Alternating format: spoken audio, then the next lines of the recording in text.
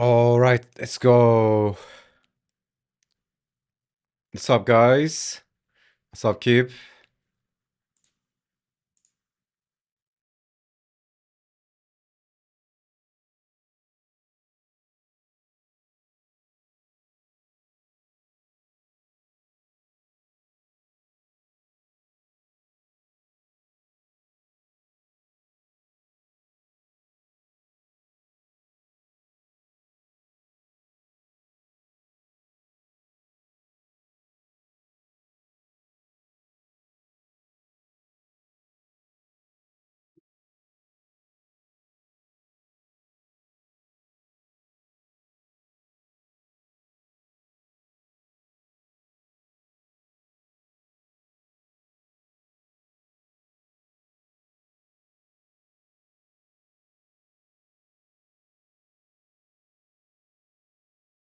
For the forge!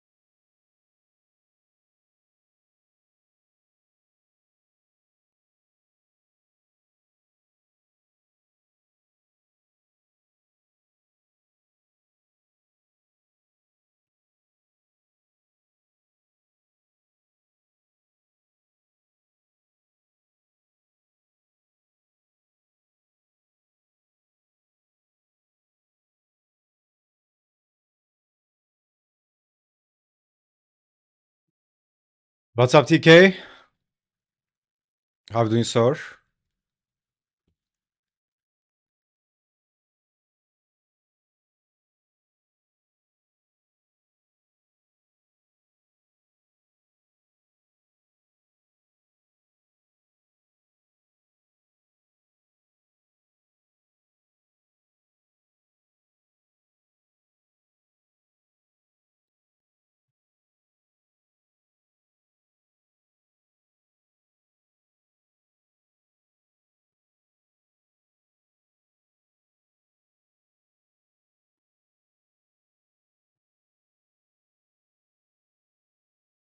Doing finishing touches. Nice. Take a break. Good timing. Nice. How are you? I'm good, man. Kind of took it easy today on the workout. Uh, did a light one. So uh, so I wouldn't die on stream.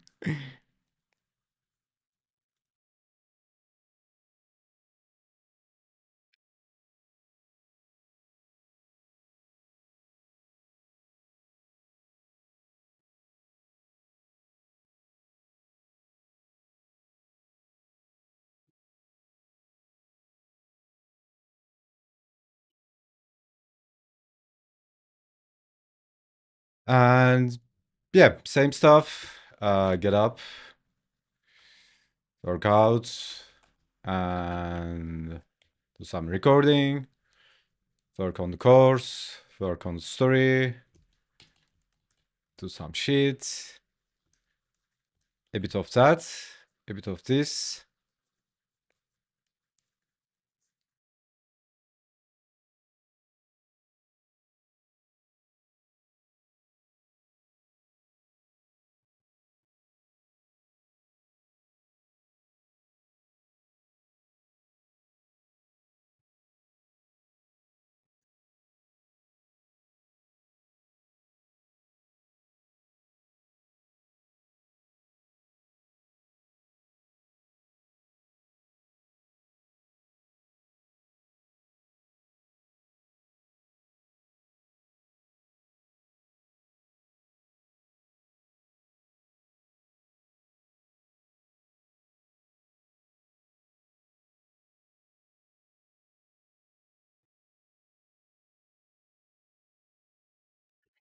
And yeah, we are here, ready to yap, ready to trigger people.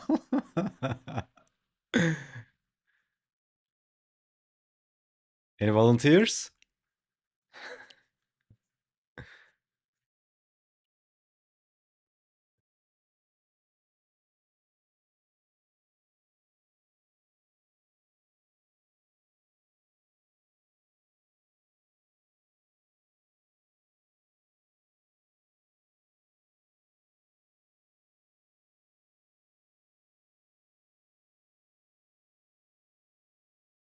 Never heard of the story of Captain Cringe, if I even remember his name right. Okay, I can give you a backstory.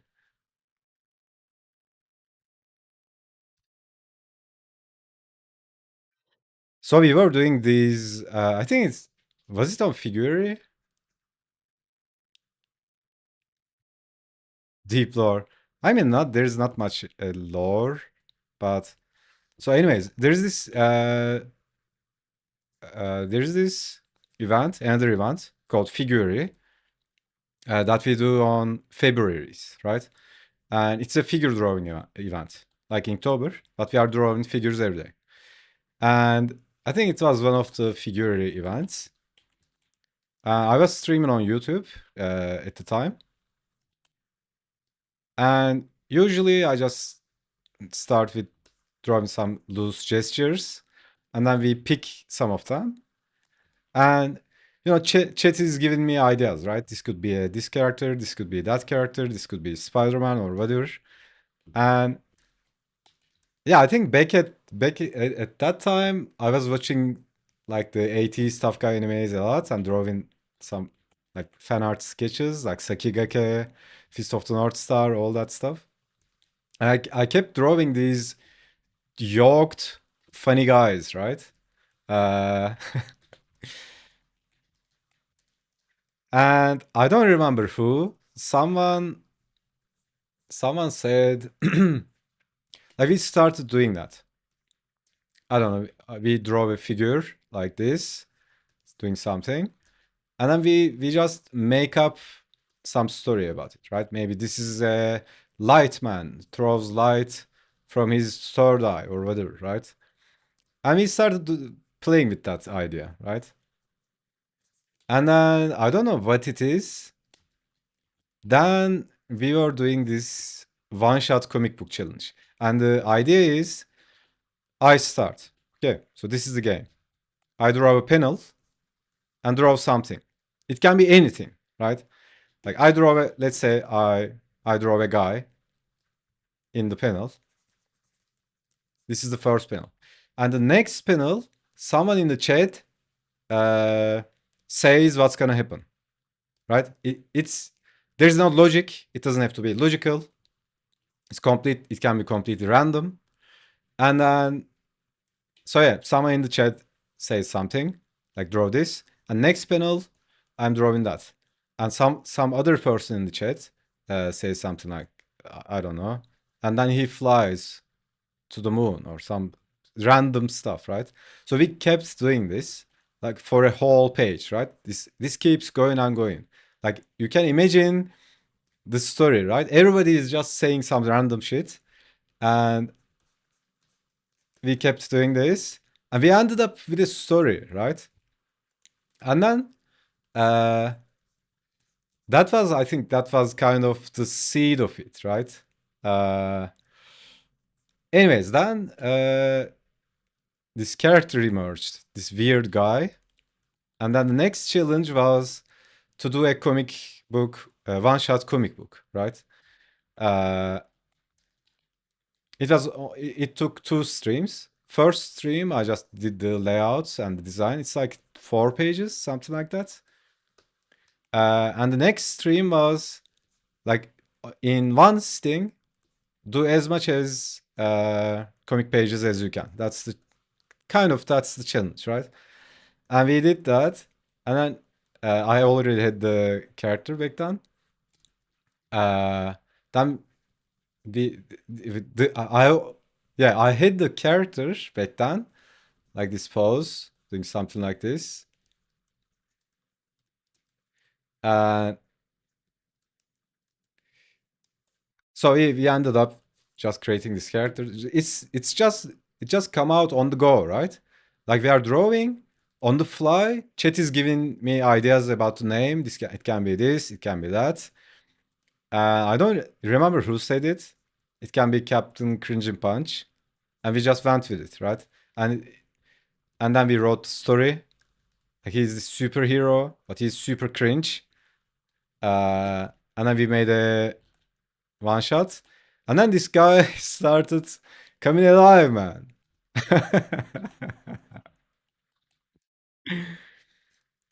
So that's his story. But the idea is like he's this amazing, powerful, super powerful, yoked superhero, but he's so cringe, right? Like he fucks shit up. Like he saves people, but also fucks shit up. Uh, and makes people cringe and fights in weird ways, like you know, sticking his pinky into an alien's eye and all that weird stuff. And he became a character. Then we ended up like 3D modeling this guy, like really invested in it. Not as much as the main thing, but it was really fun. Like I might even make him a small uh comic book, like as a joke, right? Obviously not uh like obviously I wouldn't put this much effort as I put into this comic, but I don't know, man. Usually stuff like that, stuff you do as a joke, usually what happens is people like that shit so much more than if you would just, you know, being try hard and trying to make something really cool, right? I don't even remember. You don't remember the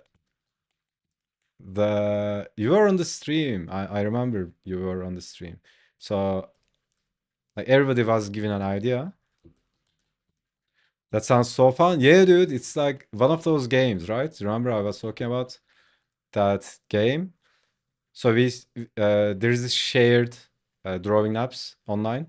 So everybody logs in, and let's say I draw a head, right? And then someone else draws one of the eyes, and someone else draws the another eye. But we all have different styles.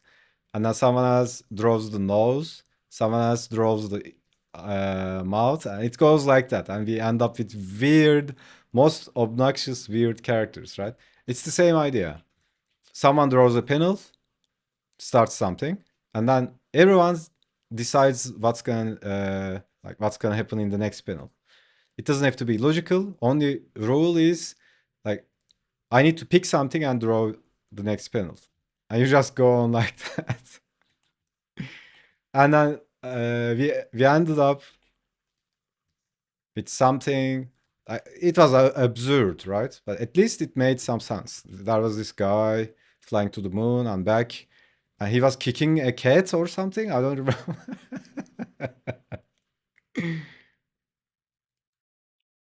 Figure 2026 coming, yeah.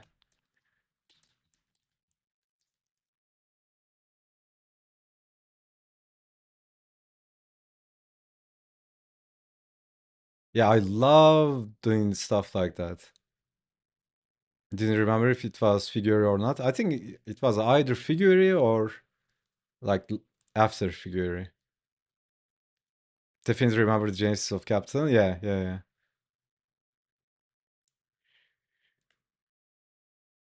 So those,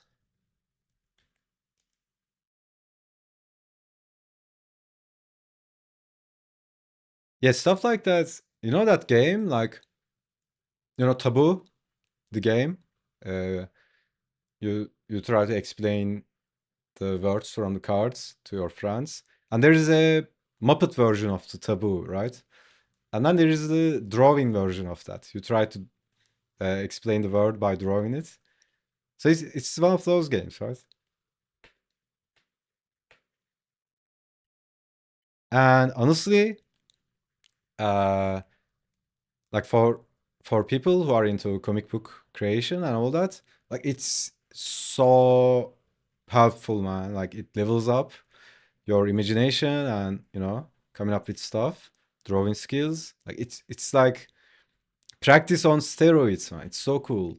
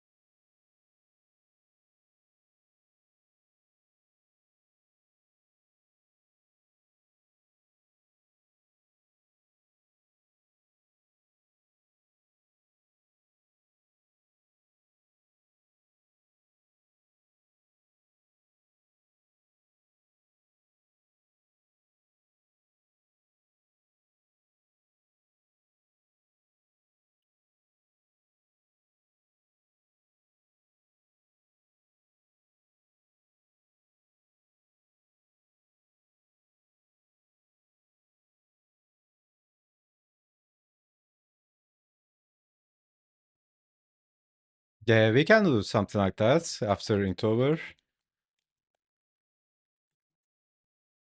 Uh, let's hide this stuff. And it's so much fun. At the same time, it's really helpful. Like those kind of stuff, uh, like they can actually lead to something. You know those, uh, do you guys know that story, about the Pixar people? Like, the main guys from Pixar, like John Lasseter, Pete Docter, all those guys. So the story is, uh, and this is not a made up story. They were talking about it in one of the behind the scenes, uh, DVD of the, I don't know which one, of the movies. So the story is they came up with the idea about, like, I don't know, 3 or 4 movies, 4 films, in a single lunch, and they sketched the ideas on a napkin. Like they were goofing around, probably just vibing, and imagine, like, it was like Toy Story, Finding Nemo, Wall-E. Like I'm just making the names up, but one of, like, 3 or 4 of the main Pixar movies, right? So usually people think like goofing around is just goofing around, right? But actually, uh, if you do it right, it can lead to places, right?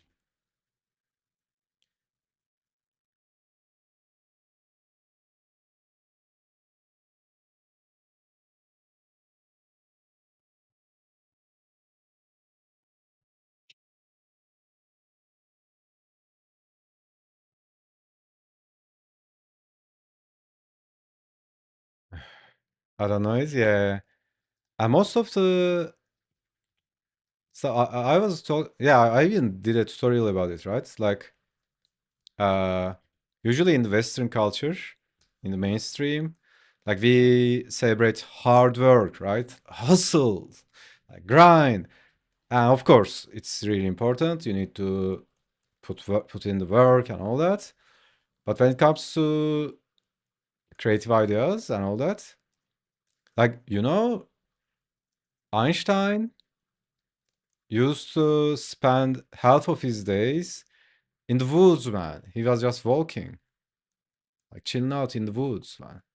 Walking in the forest, like relaxing. And then in one of his interviews, he says something uh, like I came up with the like he was saying I came up with my best ideas, like the best concepts, while I was taking a walk in the forest, right?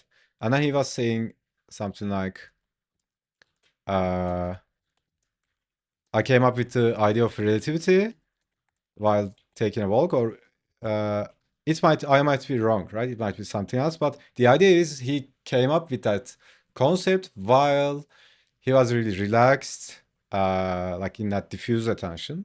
And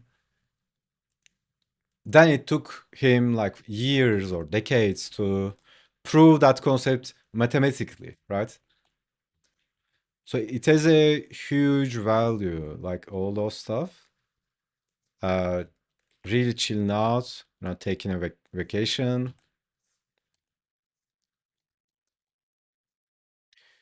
I mean, I can yap about it all day, right? If you approach to these concepts in terms of energy dynamics, like we are energy, right? Everything is energy, and we are energetical beings. What we are is basically this energy field, right? And like everything and every being vibrates at a certain frequency. And what defines your frequency is your mental state, your physical being, your emotional state, and all that. I'm not gonna go into details, but the idea is the vibe, right? So vibration, the frequency you are vibrating at. If you are having fun, being lighthearted and carefree, joking around, out of your head, maybe you are dancing, whatever it is, uh, you are vibrating at a really high frequency, right? Like children are. Children are really high frequency beings. And so what this means is, think about water, right?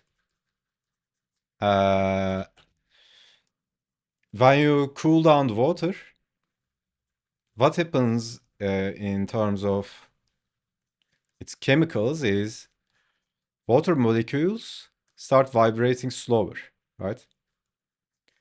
And when they start vibrating slower, they become more solid. And when they become more solid, eventually it turns into ice, right? So it's heavier, it's more solid, uh, it's harder to move, it has less energy. And I'm just saying these like metaphorically, right? Uh, and if you boil the water, if you increase its frequency, and then what happens is uh, eventually it turns into, it vaporizes, right? It becomes really light. It becomes so light that it starts floating upwards instead of getting pulled down by gravity. And this actually applies to everything, right? I mean, like how much of our bodies are water, right? Think about it. So, anyways, uh, so when you raise your frequency, you become lighter, right? And when you become lighter, you have more energy. And when you have more energy, like obviously you are more productive and more creative. You have access to more energy, more willpower, more resources, and that enables you to think in lots of different ways. But when you are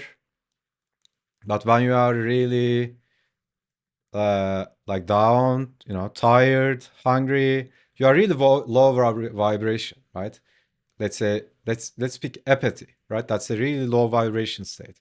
if you are apathetic or if you are tired, exhausted, that's a really low vibration. And the general rule is higher the vibration, no more energy you have and more resources you have. Less vibration means, lower vibration means you have less energy. And this is defined by, when I say vibe, I'm talking about the totality of your existence, right?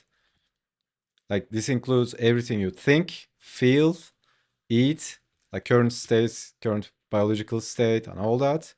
And if you combine everything and take an average, that's your vibe, that's your frequency, right? So if you are dominated by a strong emotion like anger, you are at that frequency.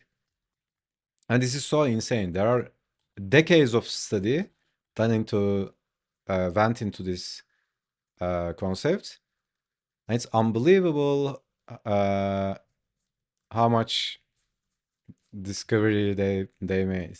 Most people don't even know about this shit, right? It's so insane. This is one of the concepts that really changed everything for me. And honestly, when dealing with people, I use that paradigm, right?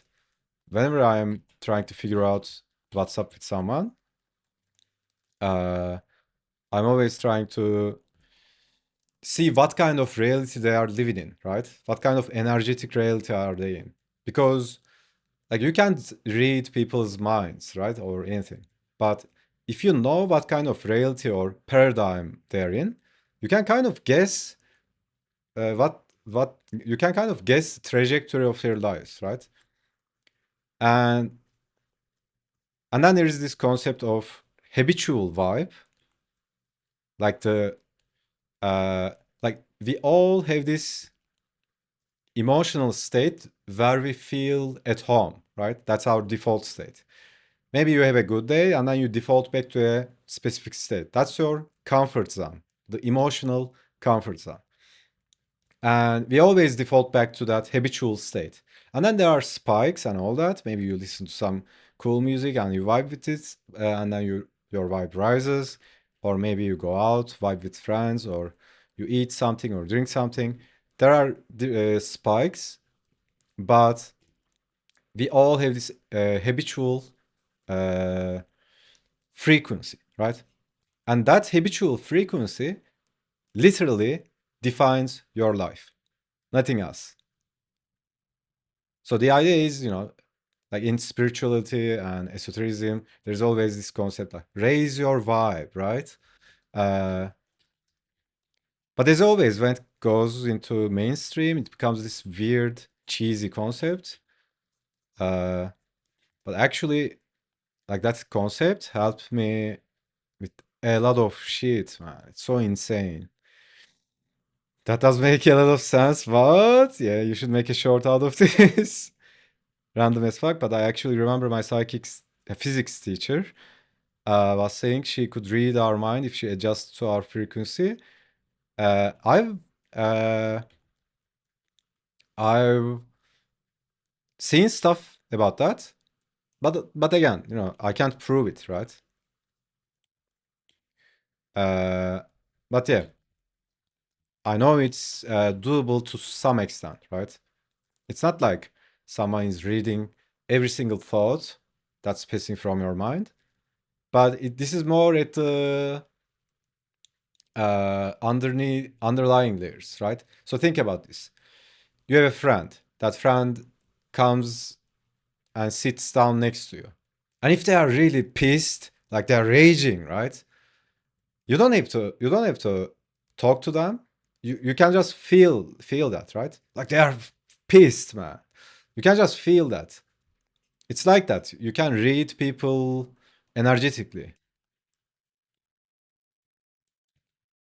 And it's actually more useful because if you read them at a more deeper meta layer, uh,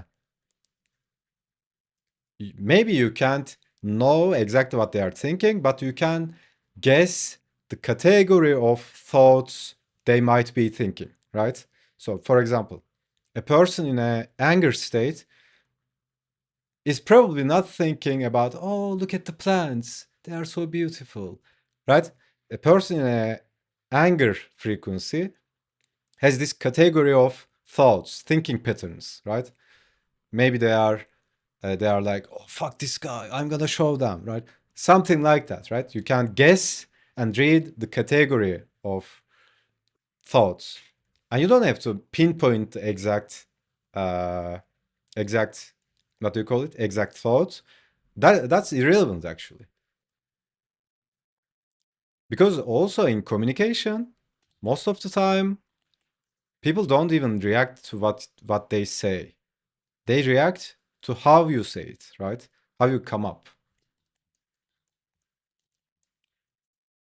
People usually react to your energy. I guess that's not exactly what you mean. Yeah, it depends on how they are doing it, right? Physics, yeah.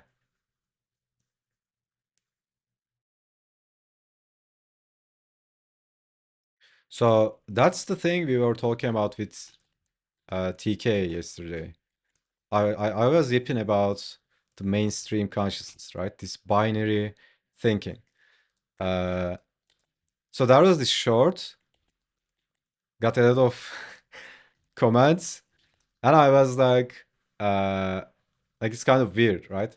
I watched the short again, and in the short, I go like, "You have art block, dude. Shut the fuck up," right? Like, a part of the video is I'm being savage, like, "Shut the fuck up, dude. Draw something," right? And then the other part, I'm like, "Dude, life is precious." I'm like being spiritual and all that, and it's like you are holding two opposite ways of being or the paradigms in your mind without system crashing, right? Uh, but that takes some mental work, right? Usually, mainstream consciousness can't do that because they are stuck in this binary thinking, right? You are either good or you are bad. It's either night or it's day, or villain or hero, right? They are stuck in this binary thinking, black and white. Like they can't see all the shades in between. So whenever they are presented with a concept that's that they don't have a folder in their minds, they just go blue screen, right? They either mock you, or they attack you, or they start rationalizing, like because it's heavy on the nervous system, right? They can't process that. And uh, uh, I'm not saying this to shit on anyone or separate anyone. That's just that specific state of being, right? I'm not saying I'm never like that. When I'm tired, I'm in that state as well, right? The idea is not never. The idea is not to never be in that state. The idea is, I mean, the problem is when you are chronically stuck in that state, like in that binary thinking, like, oh my God, dude, like you can't even function in normal life. It's so insane.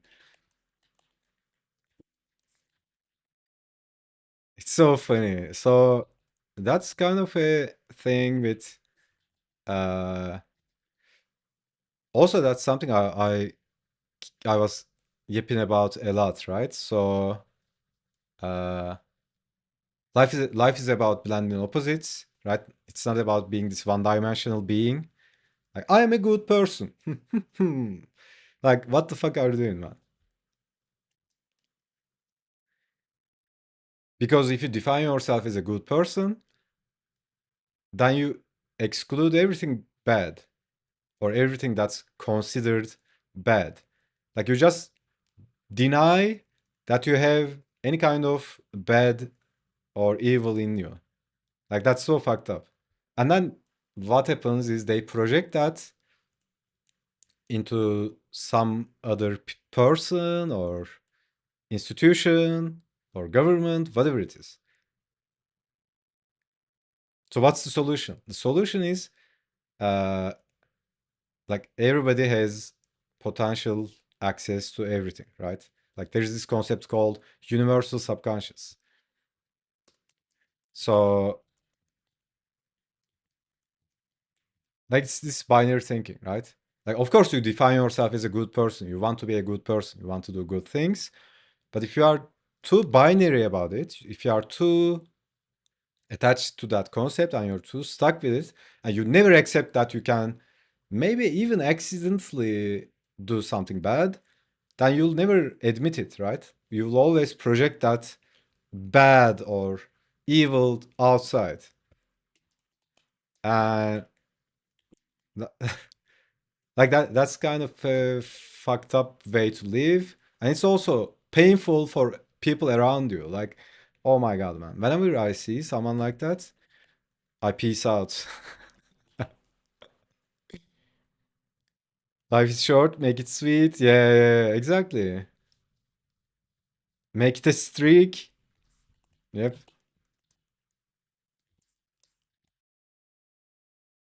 So yeah. But the problem is, uh, like 90% of the world, man, it's so fucked up. Like the average person just consumes whatever is put in front of them, like scrolling social media and all that shit. And then they complain about the rich people, right? Oh, those rich people, fucking scammers and all that. They cheat the system. Like, think about the education online. Like, think about all the education and mentorship courses, academies. Like, even the university courses are online, dude. It's free. And this is not something new. This didn't happen yesterday. Like, I remember back in the start of 2000s, like there was the Mac app called iTunes, right?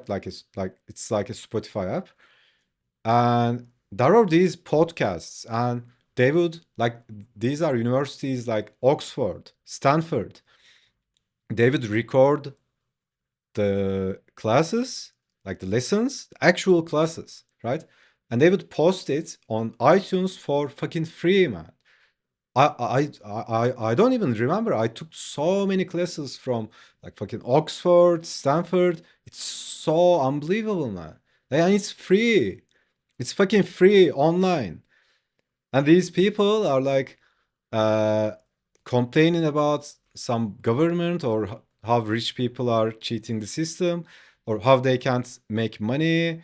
Like, motherfucker, is it is it like you tried everything? You took every fucking course, you watched every free video on YouTube, and then you couldn't make it? Like if you look at their search history or watch history, it's probably some dumb shit, right? They're watching some cat videos or some bullshit, and then they complain about something, right? It doesn't matter what they complain about. They complain about uh, it's usually the same, right? It's either fame, they hate on famous people, or they hate on rich people, or they hate on beautiful or handsome people, whatever it is. Just they just find something to hate on. It's so insane. And this doesn't have to be something big, right? Like, I'm not talking about being Elon Musk or Steve Jobs. Like, not everybody needs to be publicly successful or anything like that. I know so many people who don't even have social media accounts and they are fucking successful, man. Like they are happy, they live the life as they choose in their own terms. They make a lot of cash. They have amazing families. Like they are fucking happy and successful, right? Like uh you don't need to be you don't need to be like there is this concept in modern age, right? Like it's all about the numbers, right? Like you need to have a million followers and all that. But that's kind of a bullshit, right? So it's like, yeah, it doesn't have to be something like that. Like you can be doing comic books, you can be doing, I don't know, like you can be doing animation or you can be working in anything, right? It can be anything. It doesn't have to be this. Like think about it. There are Like how many people maybe who gave their lives for the humanity, right? In wars or anything. Like you don't even know the names of those people. Maybe someone fought for your country. They charged in front of the guys in the battle. They just gave their lives so that your country is safe now, right? I'm just giving an example, but the idea is the same. You don't even know them, but they are fucking heroes, man. So it doesn't have to be this famous, celebrated, publicly accepted existence to be successful.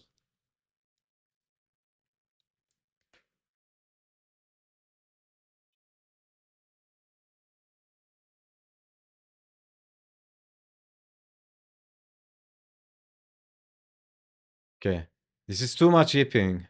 What are we yipping about? So yeah, I was shitting on mainstream consciousness. So as with always, what happens with mainstream consciousness is if I say something like, don't look for shortcuts, put in the work, right? Let's say I'm saying that. And what happens is when you say, so this is the black and white thinking, right? This is A, this is B. When I'm saying, don't do this all the time, the black and white thinking, the people in that reality, in that paradigm, they have a lens that's only binary, right? There are only zeros and ones. So if it's not A, then it should be B. Then they automatically assume if I'm saying don't do A all the time, they assume that I'm suggesting you should do B all the time, right? So they don't have this spectrum, right? And and then it shit gets fucked up. You can't talk to them, right? Like it's like this is, let's say this is easy and this is hard, right? So for example, in one of the shorts, I guess, or in one of the streams, I was saying, don't be in this state that you are always looking for the easy way, right? Because let's pick art journey, right? Like sometimes it's easy, sometimes it's hard. But if you are in that reality or paradigm or mindset that you are always looking for a shortcut or an easy way, you will always cut corners, you will never put in the real work. Like it's so fucked up, right? Obviously. Like or in general, you'll always look for easy ways to make money. And if you take it too far, you will end up scamming people, right? So, but in reality, I'm not saying something like it should always be hard, right? Like I'm not talking about some masochistic psycho existence. Like sometimes it's hard, sometimes it's easy. What I'm saying is, it's like don't be afraid of the hard work, right? Just embrace hard work, embrace the process, and then it's so much easier, man. What are you doing looking for an easy way out? Like don't be a bitch, right? So when I say this, this consciousness, this binary thinking consciousness is like they start parroting some bullshit.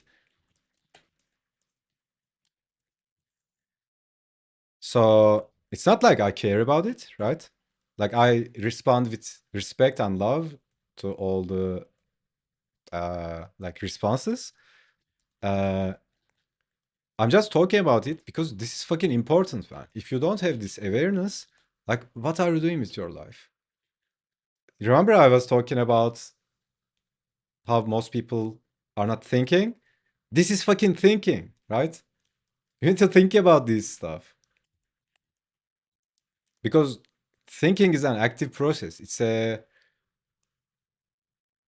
where you take control of your train of thoughts. You direct your mind with questions and stimulants and all that. If you are not doing that, you are basically like brainwashed and hijacked by social media, companies, and like any kind of force, right? And like think about it. Uh, does Twitter think about your personal well-being? Do they care? But again, so if I say this, usually the black and white person would say, "Oh, he's saying Twitter is bad or evil." No, dude. I'm not saying Twitter is evil. I'm not saying Twitter is bad. What I'm saying is, uh, what I'm saying is, Twitter is just not interested in your personal well-being, right? They want to make money. They have an algorithm and all that stuff. It's not like your personal well-being is in the top of the list in their agenda, right? So if you don't take control of that shit, someone else does. So it's so insane to think about this stuff. But again, do most people do it? Of course not. Why? Because our brains evolved to conserve energy. Like think about the caveman times, right? It's uh like you wake up, you hunt, also you are dodging lots of dangers and lots of stuff. Like it's really hard, man. And if you get food, okay, that you like okay, you have food for that day. And the other day, it's the same shit. You start again and do the same shit again. So because of that, your brain needs to conserve energy for the really most important things, right? Like where's the tiger? Where's the food? Where's the danger? And so it evolved to always look for easy ways, and the only thing it wants is to keep you alive. So that's it, right? It doesn't give a shit about your ideals or your purpose, or if you want to be an artist or a cinematographer or a comic book artist. So if you let your brain uh, drive, like you are fucked, man. Anyways, I lost my train of thought. But I don't even remember what I was saying. I'm just sitting here yapping to a white screen, man. What am I doing? Yapping at empty canvas. It's not a dichotomy. There's more potential options than two. Yeah, yeah, that connects to the thing I was talking about, right? The lower vibration existence, there is less energy. And when there's less energy, your brain doesn't want to spend energy. It wants to save and conserve energy. So when you are low vibration, you are in a low energy state. And then your brain just you just don't have the mental bandwidth to process nuances and complex abstractions and all that. So they just default back to like this is good, this is bad, fuck you, I love you, like right. So that's about it, right? It's not because they are stupid. I see like really smart people doing this as well, right? I mean, I might do it if I'm really tired and pissed off or hungry. So this is not about like something bad, but to be in that state chronically, that's a fucked up way of existing, man. Like wake the fuck up, right? They are interested in my personal data. Yeah, yeah, yeah, right? To say it. Uh, so yeah, uh, that's a yap. I have no idea what I yapped about, but I feel good. Just opening up the stream and venting, right? What the fuck, man? Well, we are the Yappers. 42, that is all. Yeah, I mean, it's funny. Also, it's not funny, right? Also, it's sad to see lots of people sleeping in the Matrix.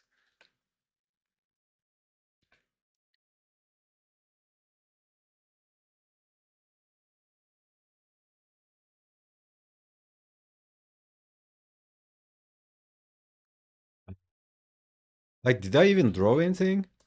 Oh, yeah.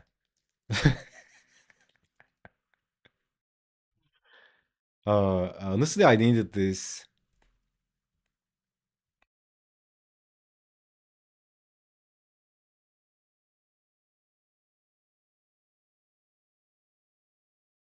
Okay.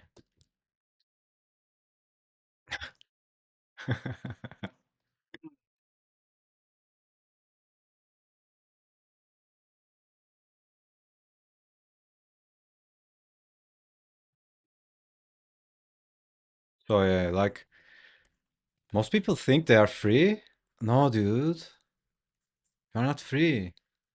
Like even if you have all the time in the world, all the money in the world, if your mind is not free from this bullshit, you're not free, man. You're a little bitch of your mind. Like your mind is just pimping you, man. Like brainwashing you, like pulling you from side to side, right? Of course, you can't be 100% completely free. Like we are in this physical existence, right? You can't just vaporize and float over the clouds. I'm not talking about something like that, but uh, at least you can increase that free range. You can get detached or get yourself liberated from this bullshit conditioning. So then you don't, uh, your mind isn't like this obsessive, compulsive thinking machine, just obsessing over some bullshit.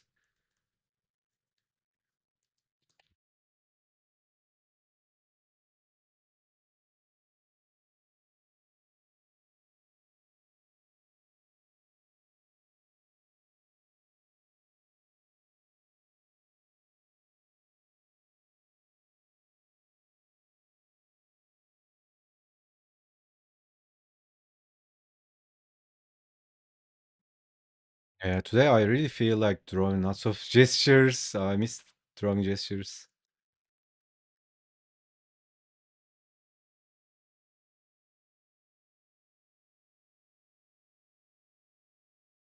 When I float over the clouds, I got some stuff.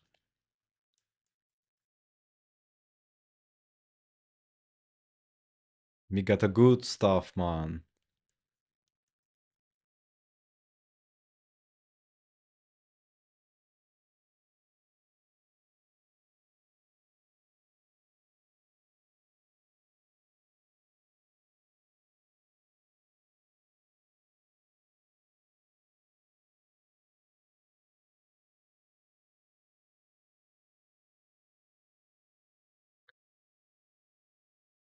Yeah, it's so insane, right? Like, also about that art block thing, right? Like, whenever uh, someone comments, like, they are angry, I'm like, motherfucker. Like, have you read War of Art? Have you read Big Magic? Have you read Art and Fear? Like, you don't even read these books and then complain about art block? What the fuck are you doing, man? Like, in my opinion, if you haven't read uh, War of Art, like, you shouldn't even pick up the pencil.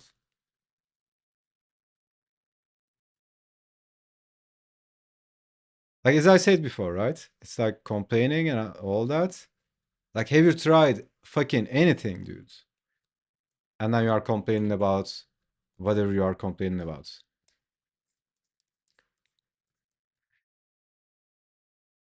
So, yeah, I mean, I'm not out there to hurt anyone's feelings. Like, that's not my intention. I'm not intentionally trying to trigger people. I'm just joking about it. But, like, I think I talked about this before. Like, I'm naturally agreeable. I hate fucking arguing, man. Like, I can't sleep if I argue with someone, right? That leaves a stress on me. So, ideally, I don't want to trigger some people. But that doesn't mean I'm a little bitch. If someone is offended from what I'm saying, like take a hike, buggo, right?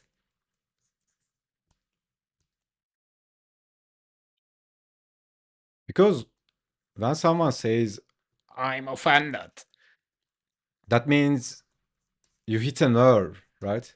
You just called their bullshit. I don't fucking know them. It's some rando on the comment section. Like, I don't fucking know you, right? I'm not talking to you, but they attack you like it's it's personal. It's something personal. Like imagine hating someone, some stranger on the internet.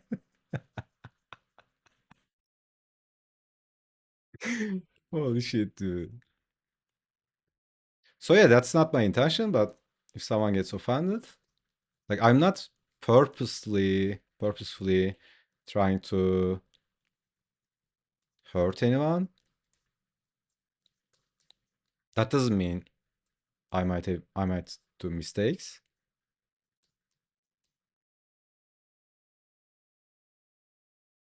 Like remember that neighbor story I was talking about? Like I was editing that video yesterday, right? And like I didn't want to title the short as my schizo neighbor, right? Because I knew people who had schizophrenia, and like uh,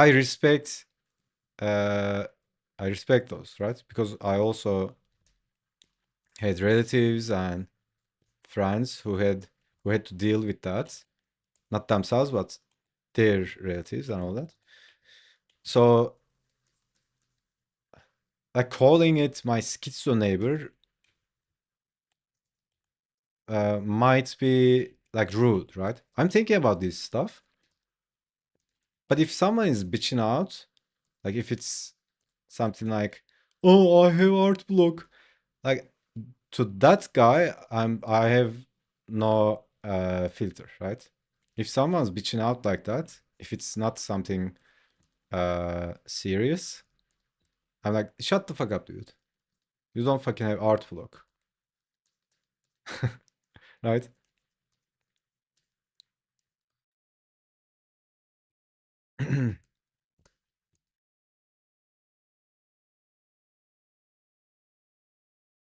So yeah, I'm not out there making fun of people with conditions or like it's so funny, right? People are making everything a condition. I have ADHD. Like what the fuck are you talking about, man? Like, what the fuck is ADHD? That doesn't exist, man. They are selling you these ideas, these bullshit ideas. But they are made up shit, dude. Maybe that's another trigger thing, right? ADHD doesn't exist. What is this neck, man? Yeah. Yeah, maybe we should structure the stream as like first hour, we are just yipping, then we are focusing, right?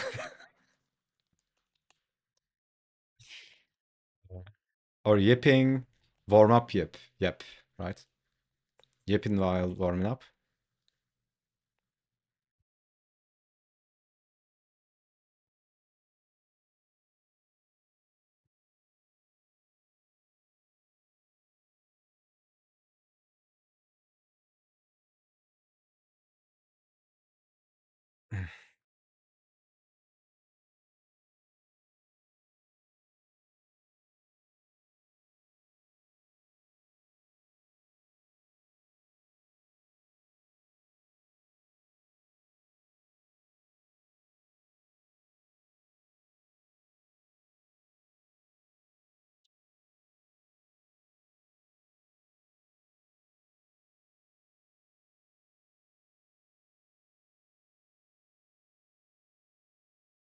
Also, one of the responses I get uh,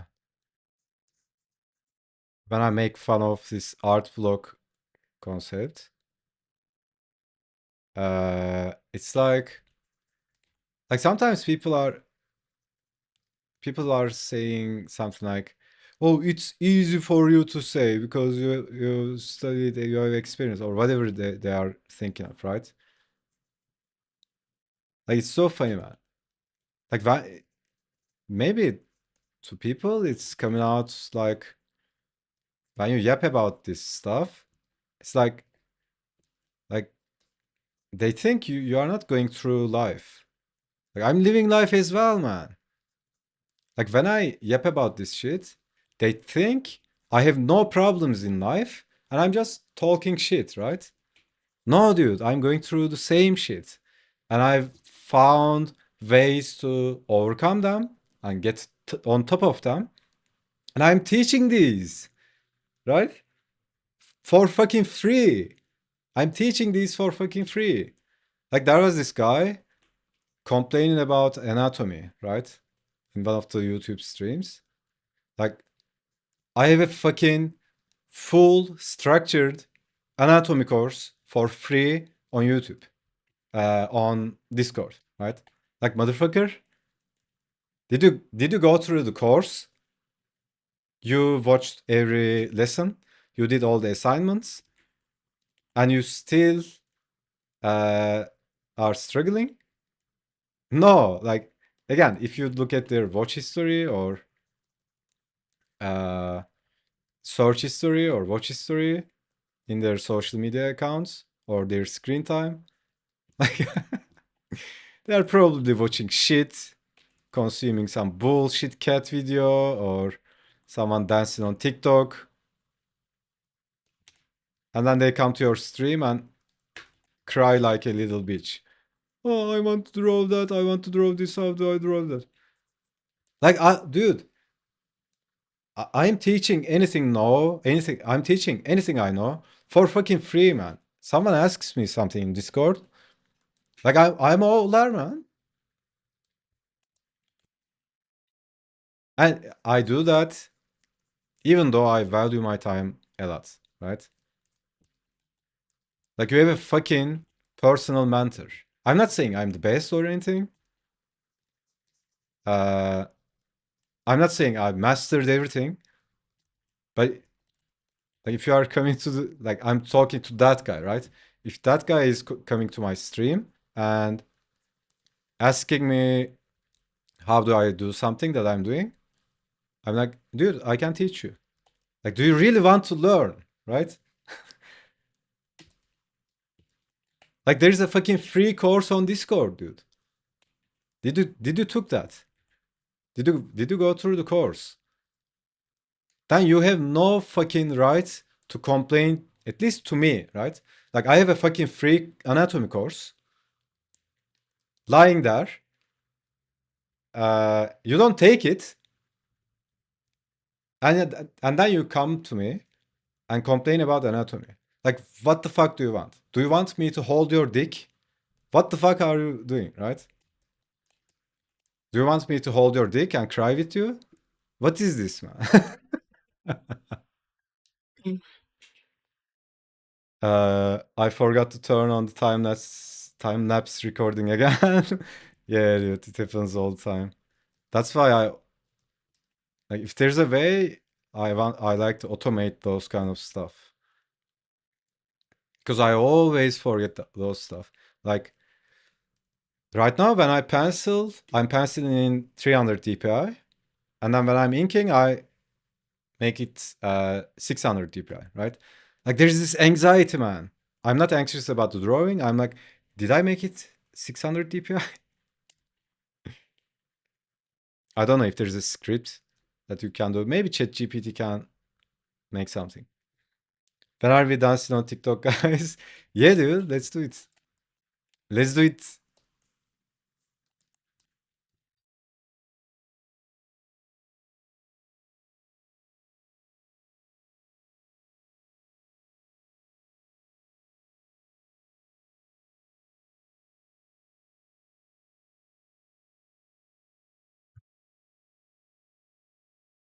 Give some foreshortening on this.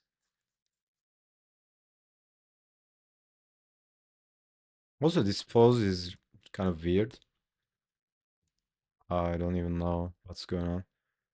I was zipping when I was drawing this, so maybe something like this.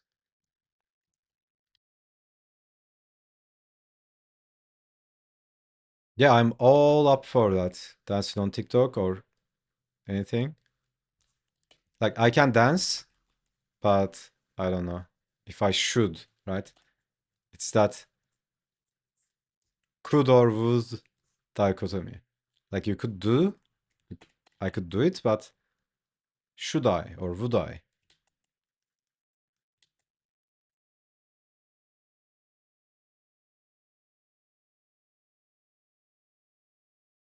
And TK could do voiceovers.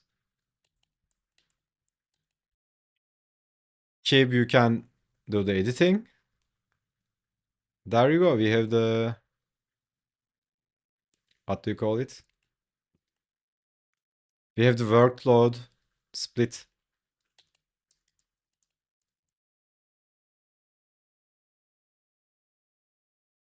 Can I use this?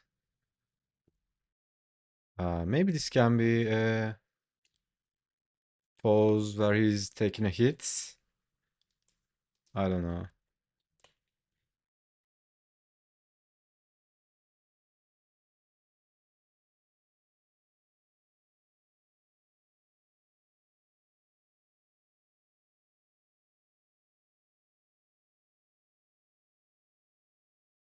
Hmm.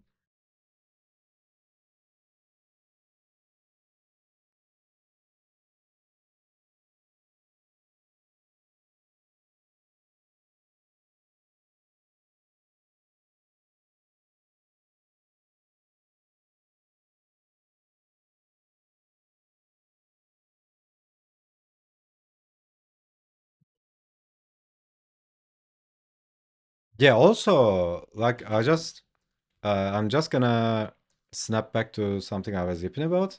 Like, remember what I was talking about? Like the high vibration state and low vibration state, right?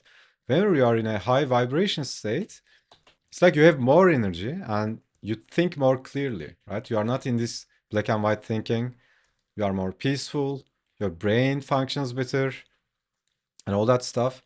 And you basically have more time.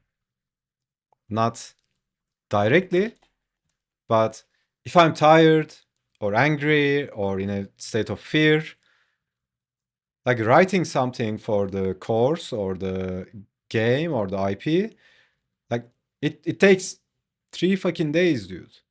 But if I'm really in a joyful state, maybe I work out and I meditate, eat some clean food. Like I'm really uh, feeling nice, right?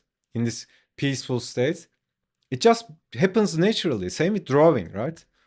When you are in this fucked up state, you are overthinking everything. Maybe you are anxious about your lines. Maybe like that mind goblin yapping about your art career.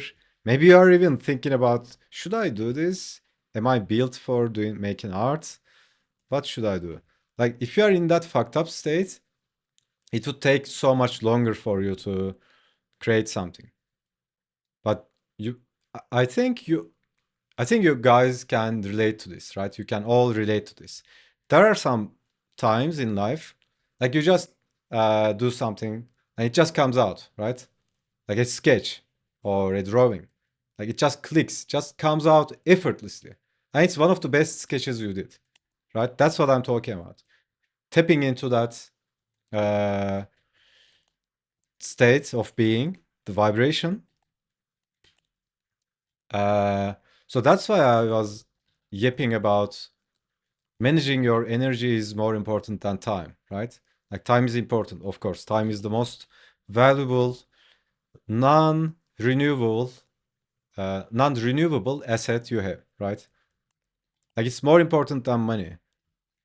You can make more money, but you can't make more time.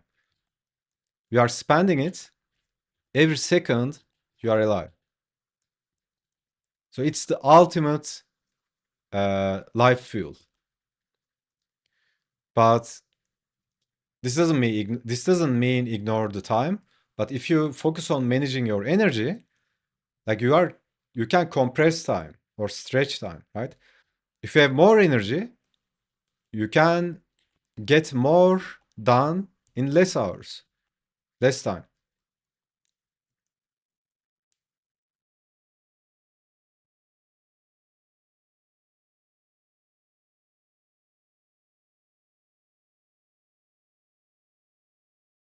So yeah, uh, like managing your energy is so much more important. Like managing your vibe, feeding your feeding your mind with cool shit. Like just look at cool artworks, man. But it should be from a state of appreciation, right? It's not like you are looking at artworks and then your mind starts thinking about, oh, I can't draw like that. I want to draw like that. Oh, they are so good. Stop that bullshit, right? Just look at something beautiful and appreciate it. Get into that grateful state, right? It doesn't have to be artwork, but like look at the clouds, man. Look at the mountains or whatever it is. Like I'm still laughing to that thing, right? Like if you think about it, it's actually absurd, right? I'm like, someone says art blog, and I'm like, shut the fuck up. Life is precious. Shut the fuck up. Have gratitude. We are all connected. Everything is energy. Now get to work, peasant. Like this mixed gangsta, uh, gangsta versus esoteric spiritual. Yeah. Like, we are all connected, man. Peace. Namaste. Shut the fuck up, man. Do the work. Life is precious. Fucking do the work, man.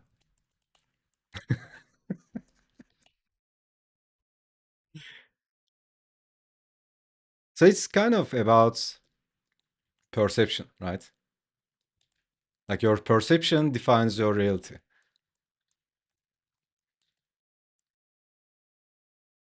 And your perception is actually in your control.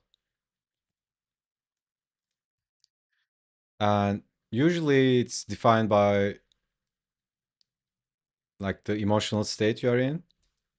Like for example, if you are angry at someone, you start remembering everything they did wrong to you, right? And this is called state access dependence, state dependent access. What the fuck? State dependent memory access or something like that, right? When you are in a good mood, when you are in a joyful state, you remember the relevant memories. When you are angry, you remember angry memories. It's kind of dominated by your state, the emotional state, and all that. But ultimately, you can reshape how you perceive the reality because no one perceives the reality as it is. We think life is this way or that way, but in reality, it's not even close, man. Like you are not seeing reality. You can't see reality as it is. Even if you can, for a moment, external reality is always moving, it's always shifting, it's always changing. Even if you nail down the perfect uh, representation of the world in your head, it's just for a moment or it doesn't last, right? So you need to keep moving as well with life because external environment is always changing. You need to change with that. Through perception, yeah. And it's so important. Like perception is not reality. It doesn't have to be as well. I mean, ideally, we want our perception as close to reality as possible, right? To be grounded in reality, but uh, like what is reality? We can't even perceive the reality as it is because reality is infinite, right? Like it's infinite, man, and our perception is limited. The color range you can see, the sound range you can hear, like your whole existence is between like how many degrees? -40 and what am I saying, man? -40 and 50 centigrade degrees, whatever it is, right? Like there is a range that you can sustain your existence. And like think about this spectrum. Compared to infinity, how big is this? Like you think you are perceiving this infinite reality with your small monkey mind. Like, what the fuck, man?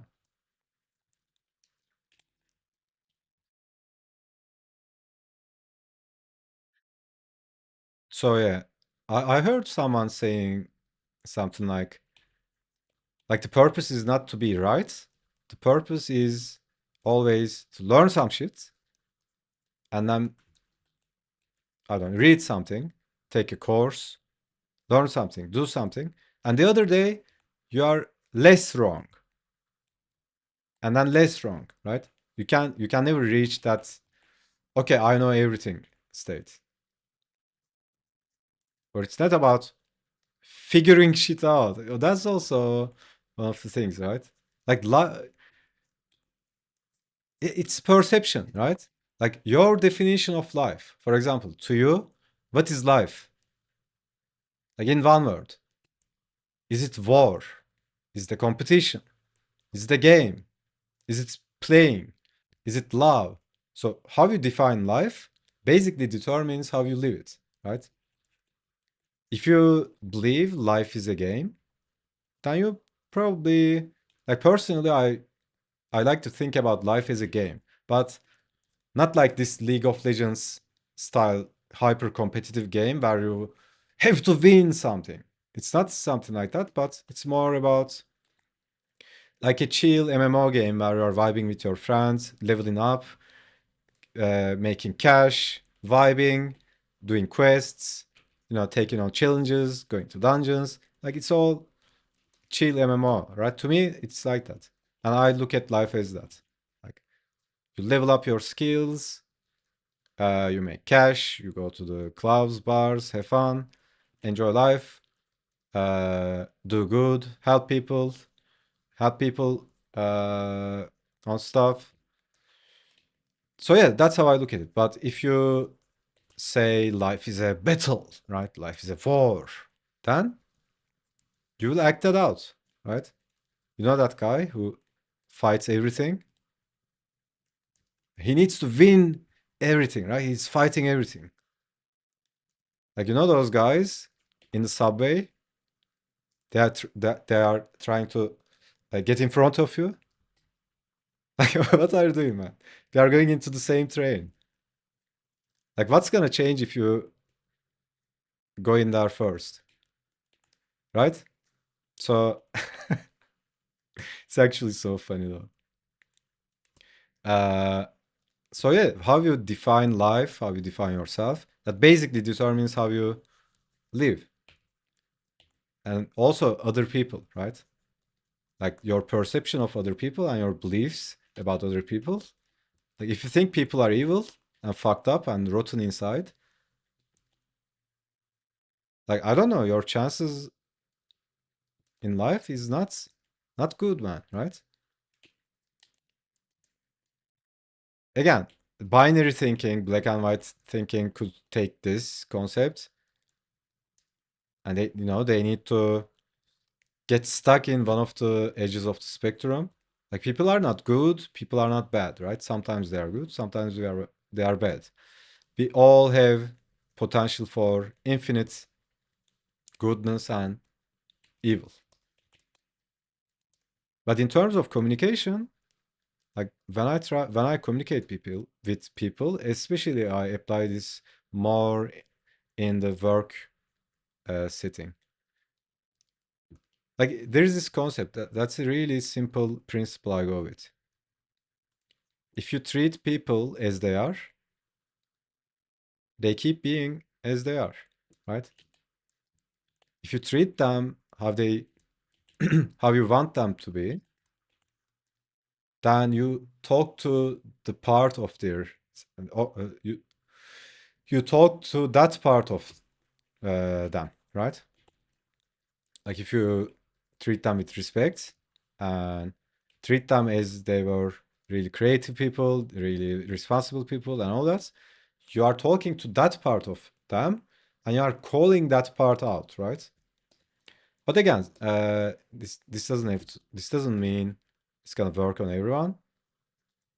Uh, Sometimes people go too far in a ideal or a belief system or I don't know, something, sometimes people pass that threshold of no return, right? There are some people you can't really do anything, right? Like, school shooters and all that people. Like they need professional help, right? I'm not talking about that. But generally, like if you treat people nice, not like the Mr. Nice Guy nice, but with respect and all that. Uh, or at least if you treat people as shit, like no one likes it, right? True perception. Yeah, that's the idea, right? Your perception is your reality.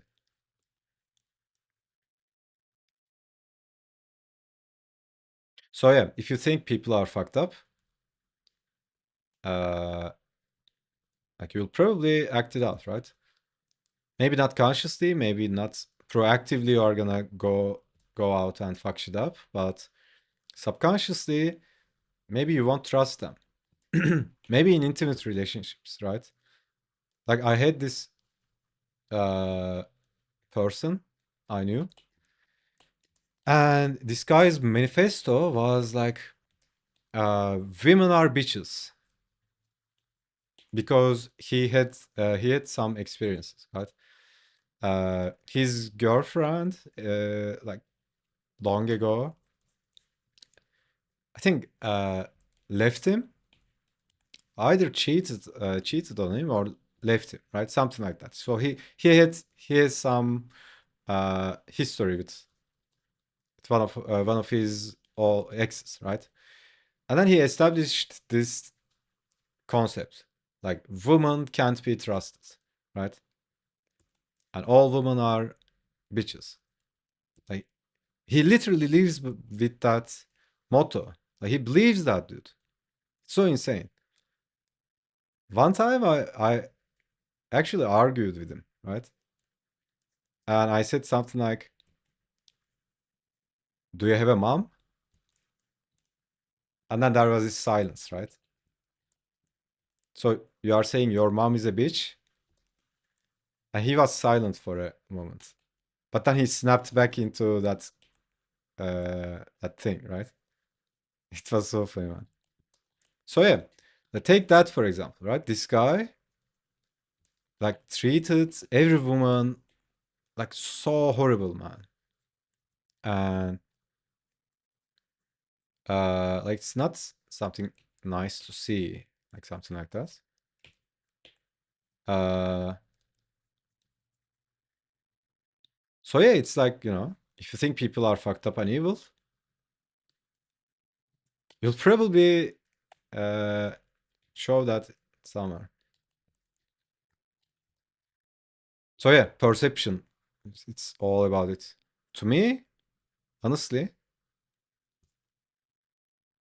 there are a couple of things in life that determines your success or happiness, or if you want to achieve something with your life, do something with your life, achieve some goals, or be happy and free in long term. It's basically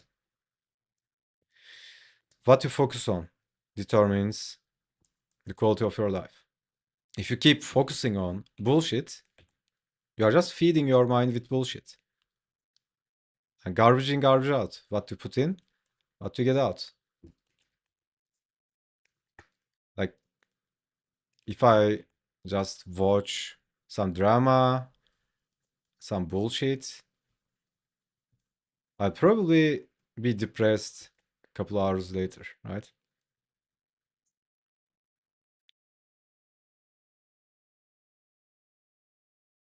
So that's basically it. What you focus on.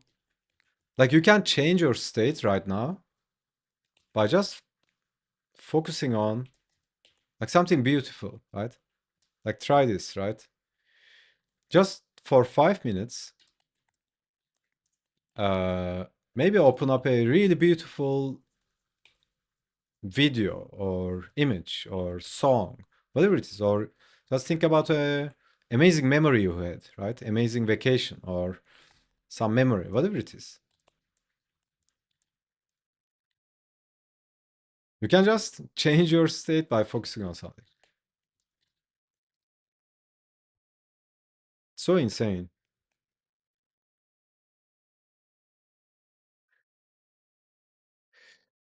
Okay, out of references, I think that's enough yapping and warming up.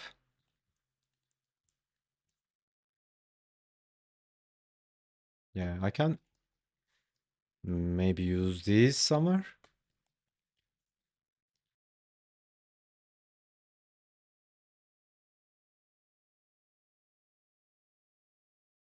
Obviously not this one. I just wanted to do a side quest.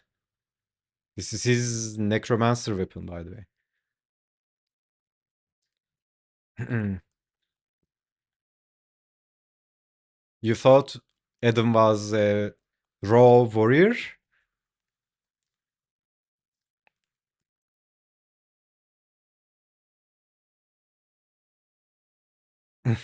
Anyways, I'm gonna take a break. Holy shit, dude. I've been yapping for 90 minutes straight. What the fuck, man? Ooh.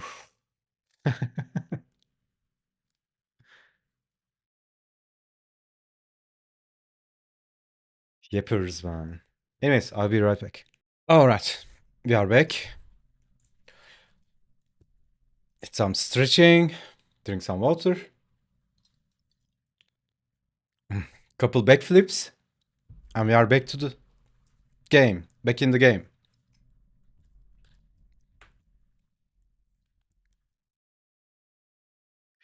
It's 4 p.m. already. I've not been nearly as productive as I hoped.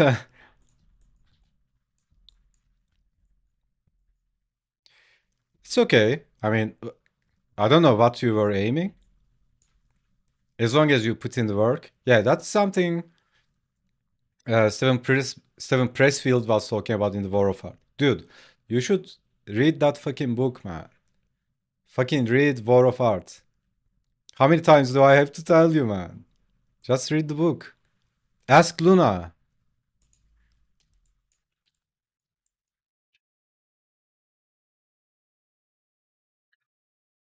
Yeah, that also reminds me. So I had this buddy, and our places were close, right? And the place we lived was close to the beach.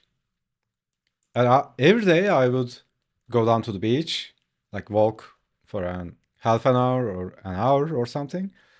Like you could say it's a waste of time, or you could say you could manage your time better, right? But the thing is, uh, whenever I did that, like about there's something about the ocean, man. When you're near the ocean, like you feel good, like your mind becomes clearer, right? And I would go back to my place. Like I would finish something in an hour that I would that would take me like 6 hours, right? With that clarity, with that state, with that vibe. So I was always yipping to my buddy. Like whenever we went down to the beach, like we were goofing around, cracking jokes, laughing, walking the beach, being lighthearted. Then we would go back to our places. Like we would be so productive, man. We would crush whatever project we had. I was always talking about it. So, uh, but most of the time he was in this state. Like I need to get shit done. I need to get shit done. I was always trying to pull him out of that toxic warrior mindset, right? Dude, come on. Come down to the beach with me. Walk for an hour. You'll be much more faster, right? You'll finish what you want to do that day much more faster.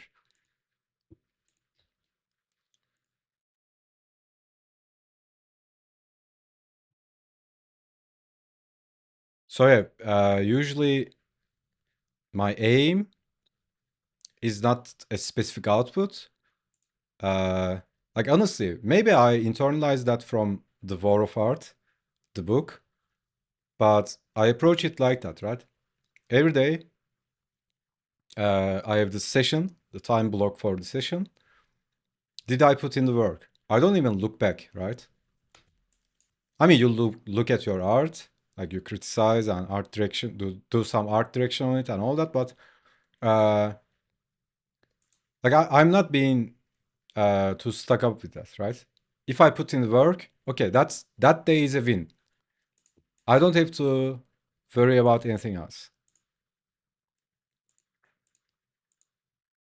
It's so important to have that long sight, right?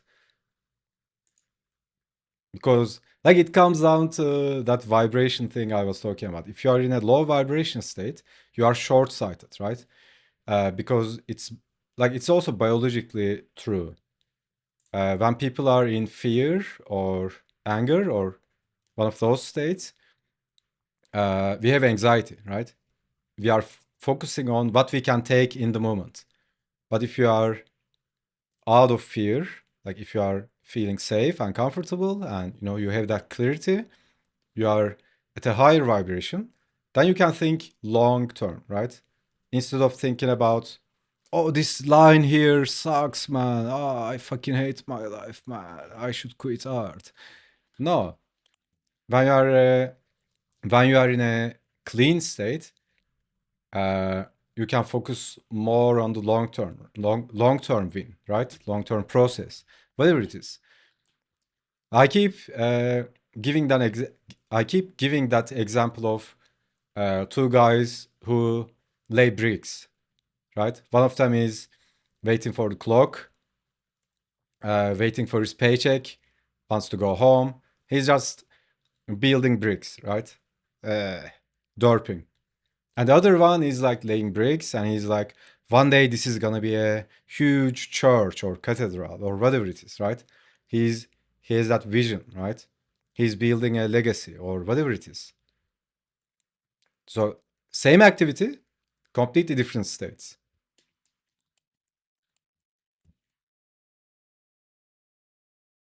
Getting shit done, not complaining, just commenting on how the time flew. Yeah. Uh, okay, time to open up this good boy. Hold up. Can I? Can I? Can I? Maybe?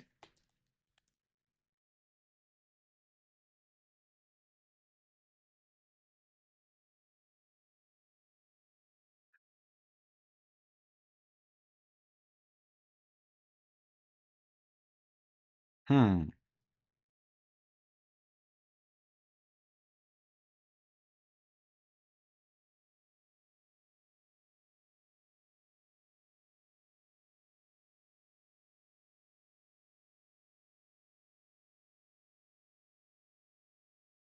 I don't know. Yeah, maybe I can use it somewhere else. Okay, let's get to penciling.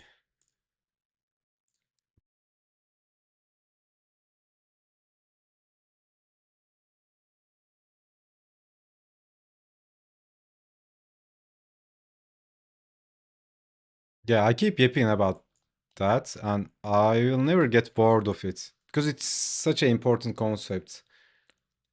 I think uh, I keep forgetting who said that, but uh, there was this quote, something like, "If you want to work on your art, work on yourself." Right? I think this applies to everything. Uh, this applies to everything where the self-expression and creativity is involved, right? Because it's really deeply tied to your emotional and mental state. I mean, it could apply to anything, right? If your mind is functioning all right, even if you are just, doing some data entry or accounting, whatever it is, you can function faster and better and more efficient.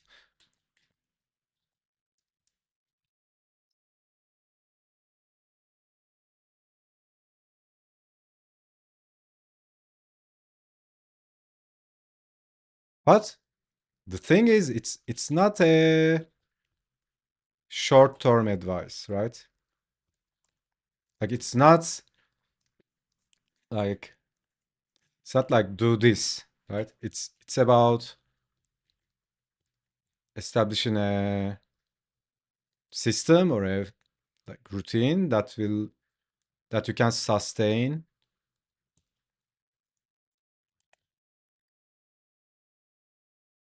It's not like the question is not how can I draw this or how can I draw that. The question is how can I do that all the time? The question is not how can I win. The question is how can I win every single time? I think the bot was spitting something uh like winners. Like what was it? I don't know if it's winners or losers. Let's say winners and losers. Uh, Losers work until they get it right. Winners work until they can't get it wrong, right? So the idea is not to succeed. The idea is to uh, reach that place that you don't fail. It's kind of a uh, impossible and long shot, but the idea is that, right? It's not like you are not failing. You never fail, but like it's like basketball shots, right? And most most top players in basketball, they have this ratio, right? Shoot and score ratio. So the idea is not to score. The idea is to increase that shoot to score ratio or whatever it is called. I'm really ignorant on the terms. So yeah. I mean that's if you are in if you are in it for the long game, right? Like remember that saying, everybody can be an artist for a day, but doing it for a lifetime, that requires a different kind of mindset, a paradigm.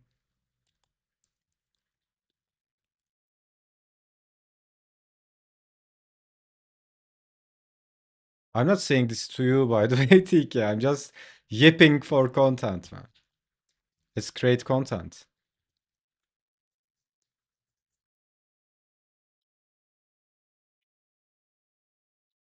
Just give me ammo and I yap.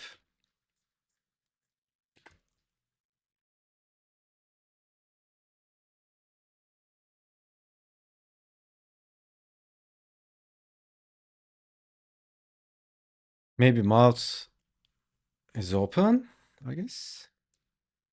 Open your mouth, Adam.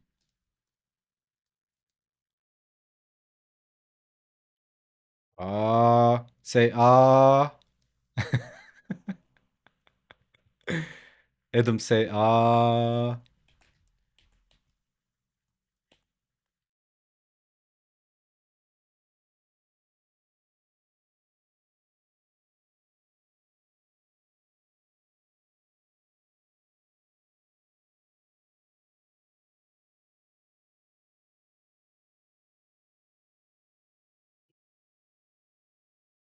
Yes. Yeah, exactly. This is more like it.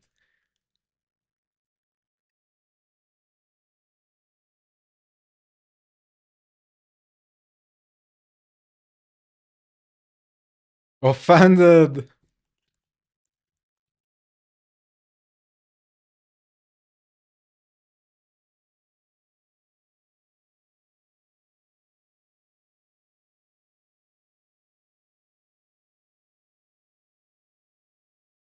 Where do I send my comment?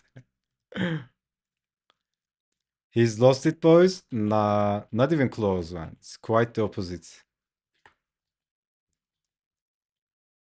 I mean, even if you are saying that, that means I'm in a place, uh, I'm in the right path, right?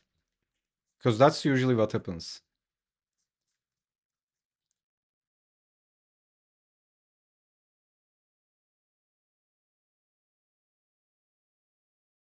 How dare you? Let the reps speak.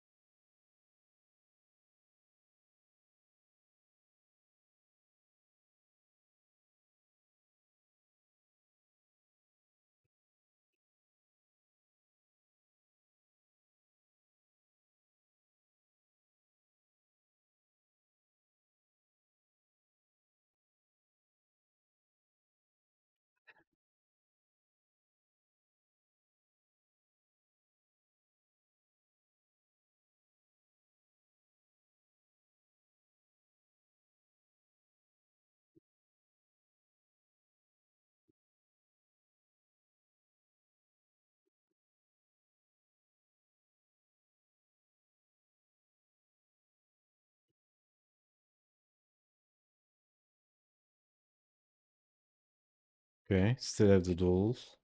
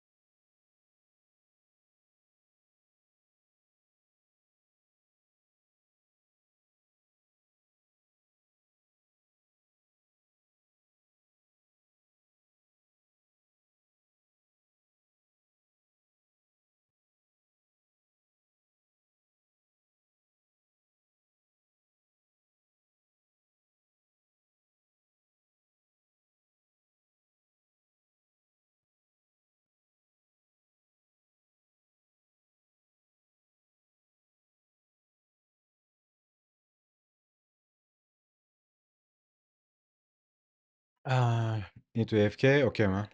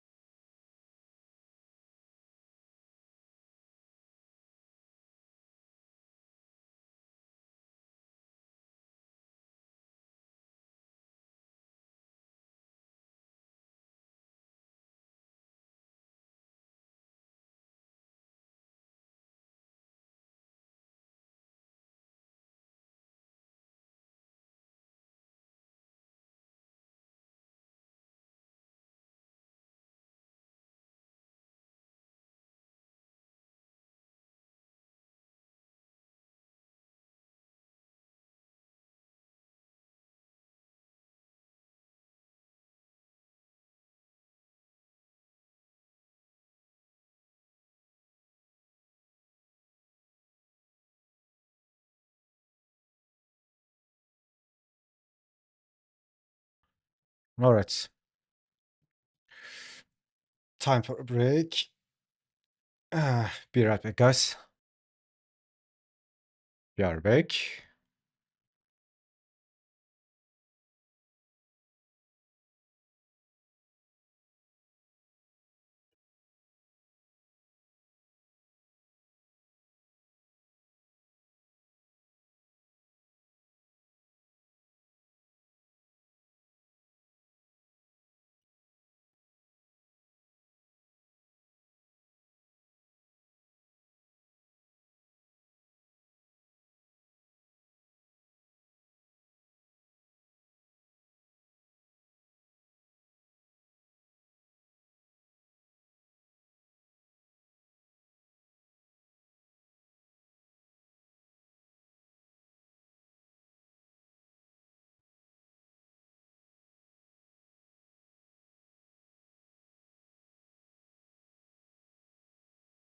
Yeah, let's drop some bangers.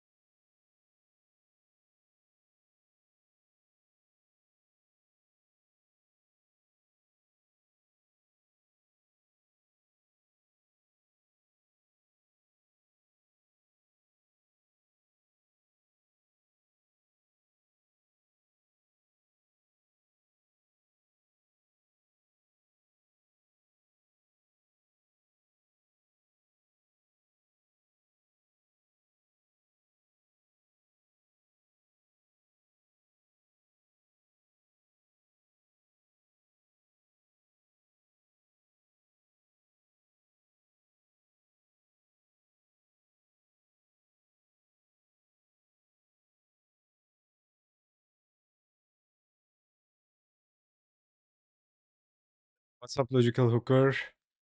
I have no idea.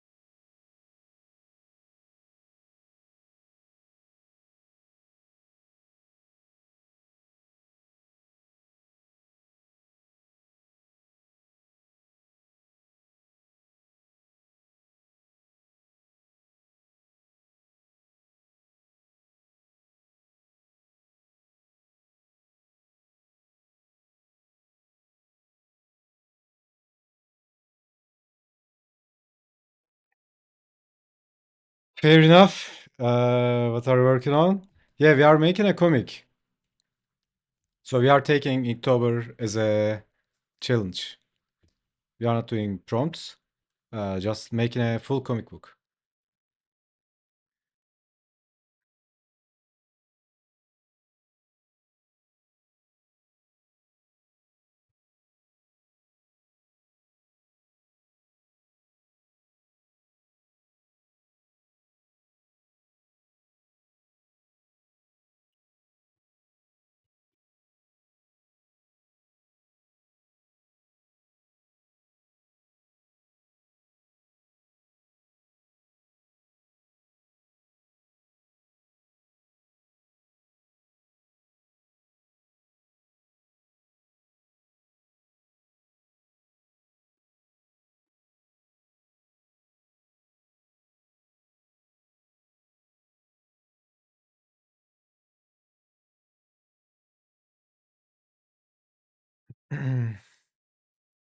That's a fun idea. Yeah, it's real challenging. Like we are going hard. Uh, but yeah, it's you unlock some skills along the way. It's really tough. We did it like that last Inktober as well.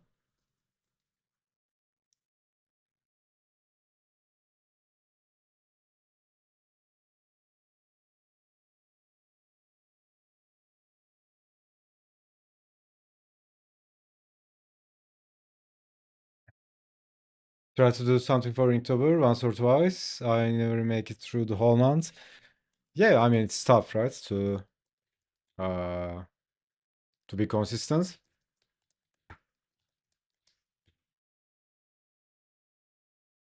But yeah, you can go on your own pace. You don't need to spend hours every day.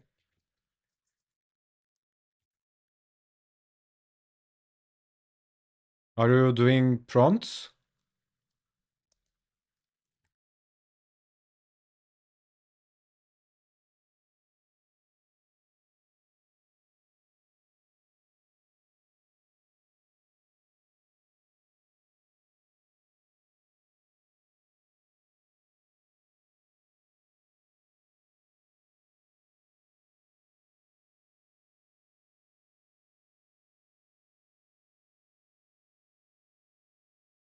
Or have you done any? Uh this Inktober?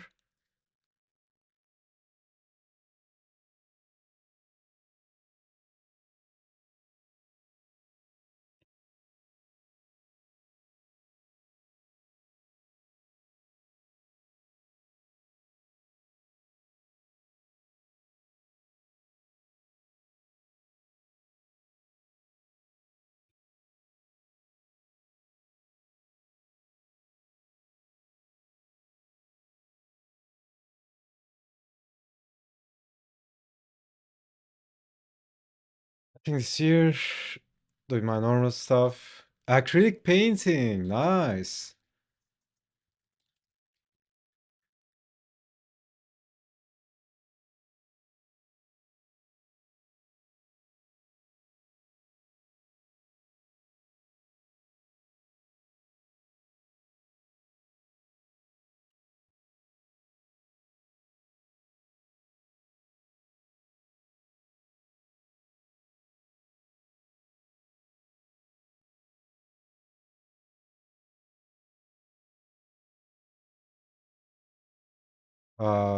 What kind of uh what kind of paintings are you doing?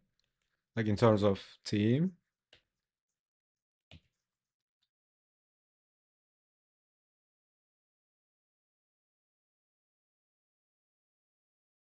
Theme or context?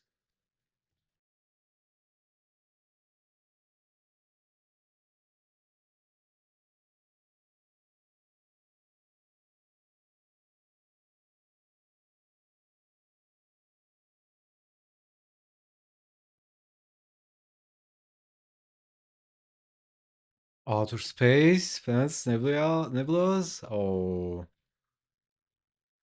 man, that would be so cool to uh like what do you call it? Like specialize on it.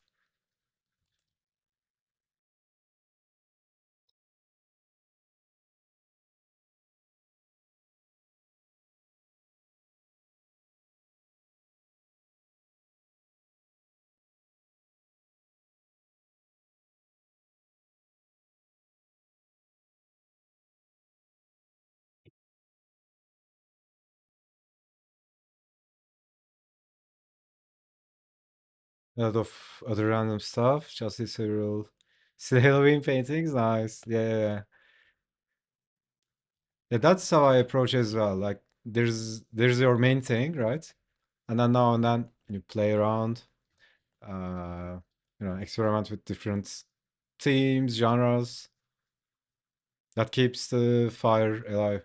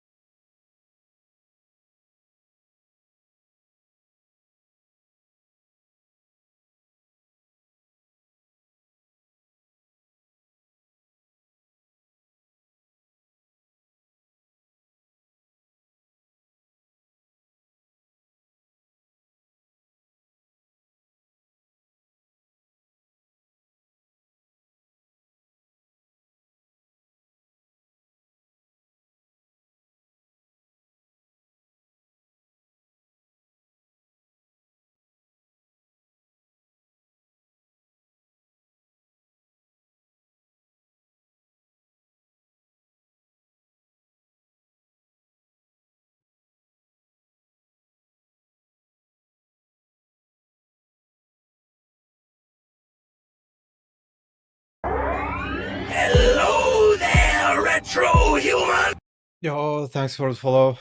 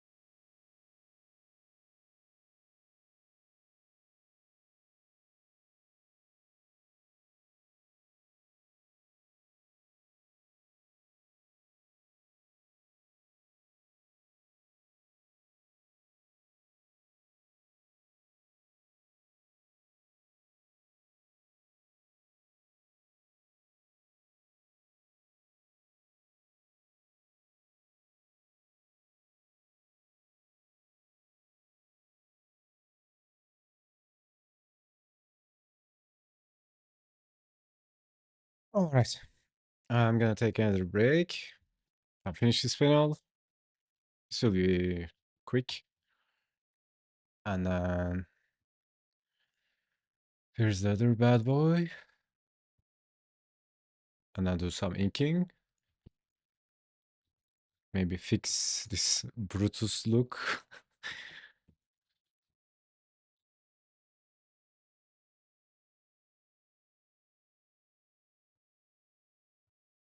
All right. Yeah. Be right back, guys. Are back.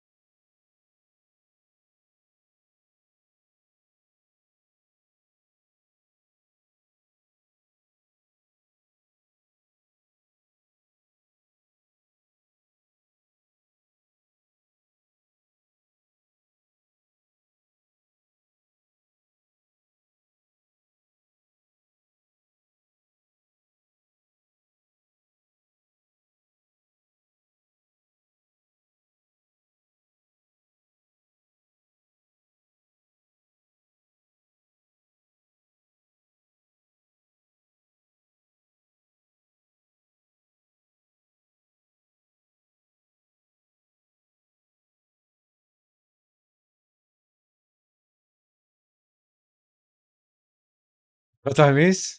Nothing really. We are just penciling, almost done.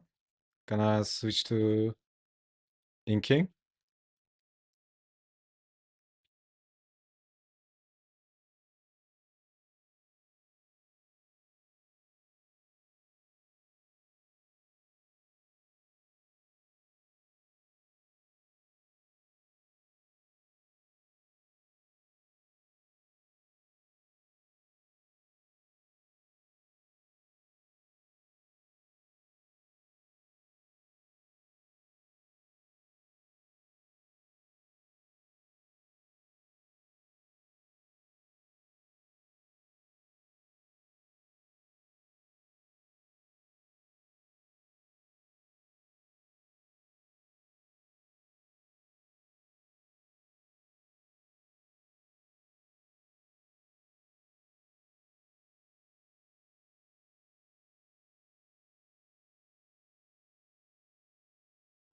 What are you up to, man?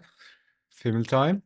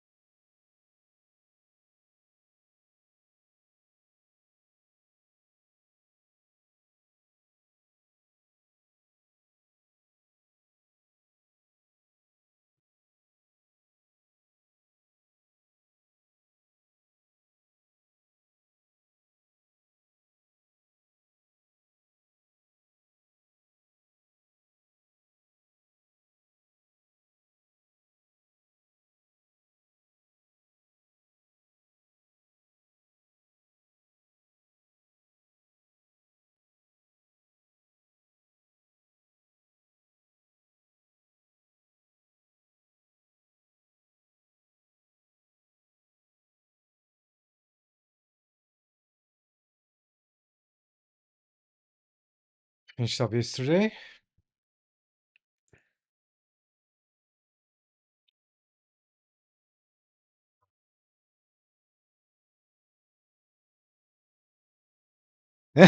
Luna says, never change. Nice. I like the turquoise effect.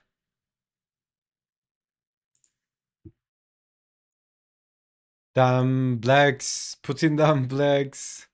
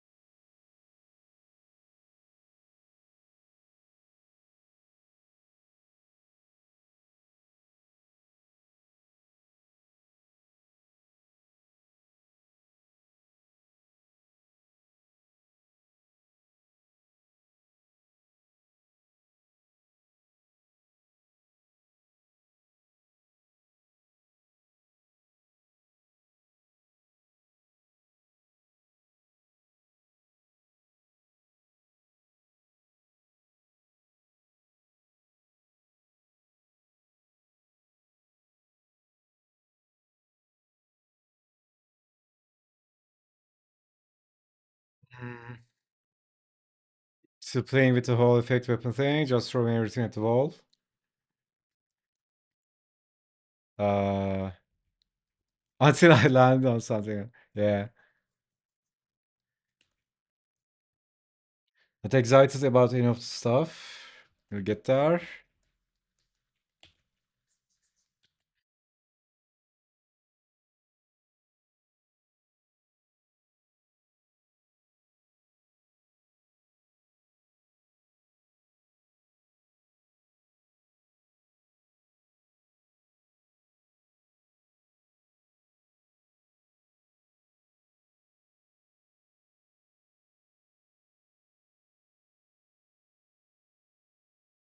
You guys are unlocking skills.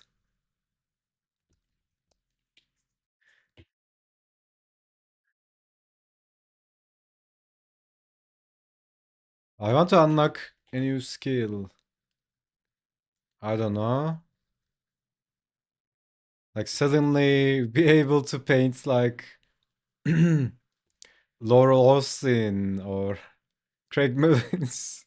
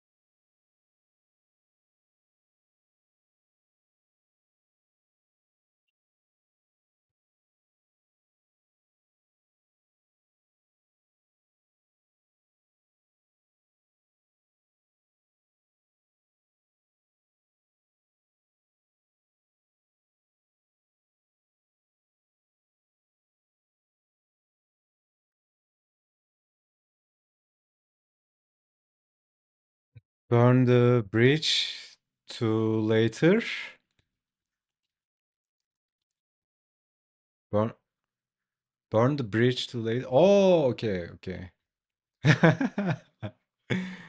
Yes. I had to process that.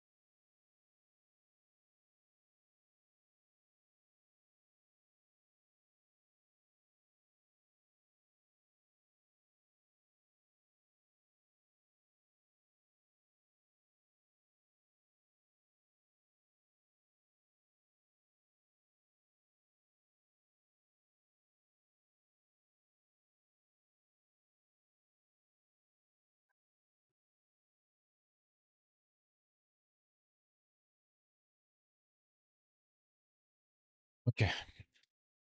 This is ready to go. Now,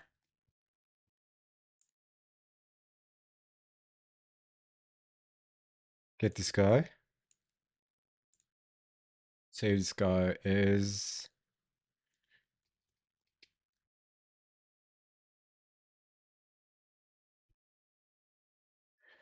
and then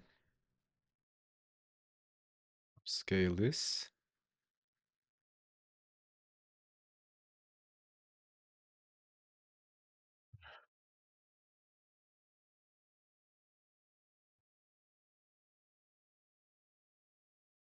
Hey, what's happening, man? Like music's glitching and all that. Is the PC dying? Please don't die on me. And then what's this? Okay. Take these guys, drag, hold shift, put in place. GG. And then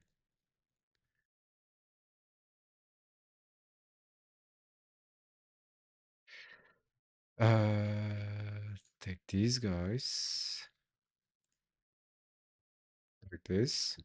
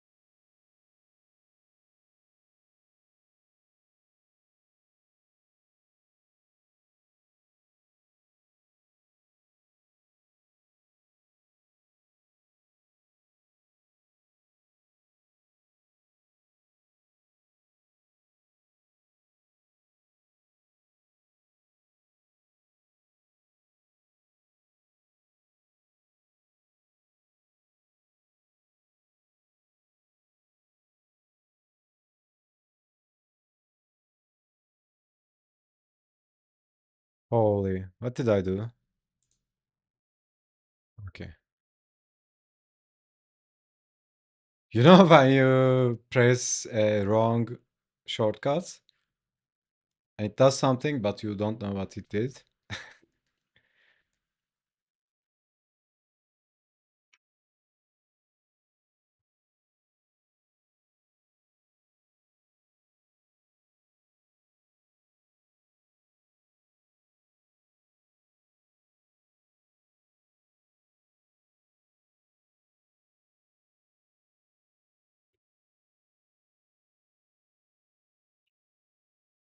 That's scary, yeah, especially when you are new to an application.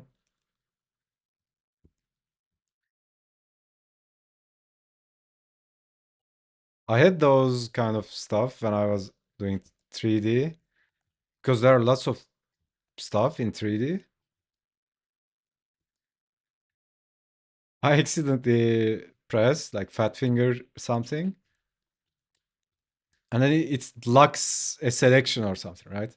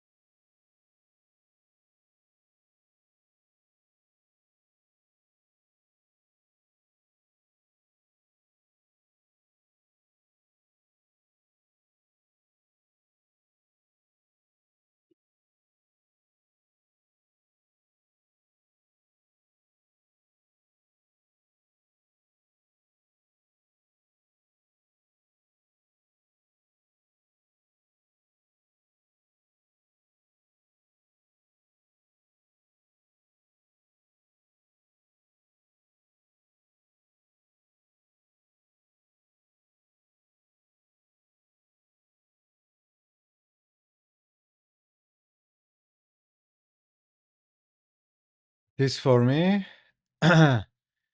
What did I break by doing that? Yeah.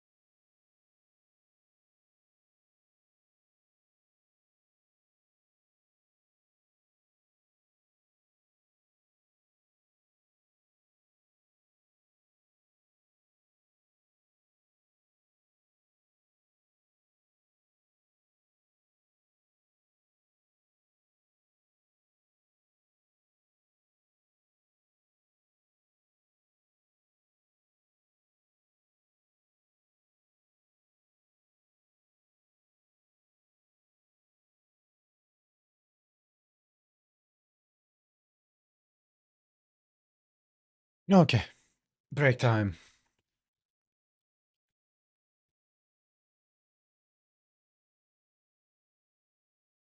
Be right back, guys. We are back. What's up, boys?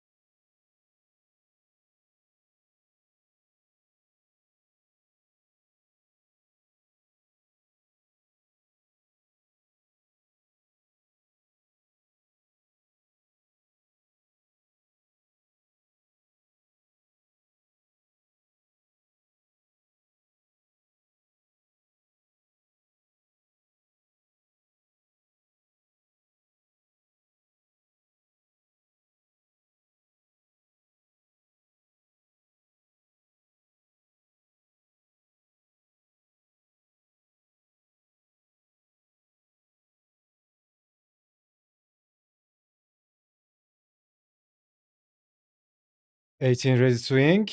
Are you streaming?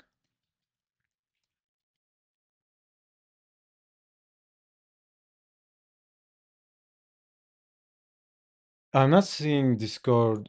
I just shut down every notification when I'm streaming.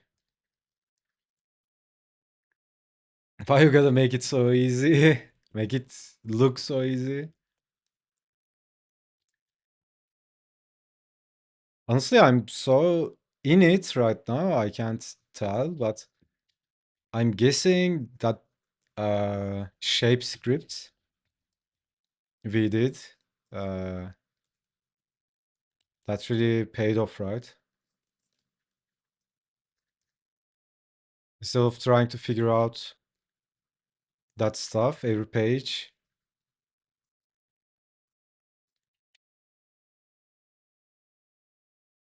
Things look readable, not streaming. Okay. Until just before bed. Okay. So are we gonna stream?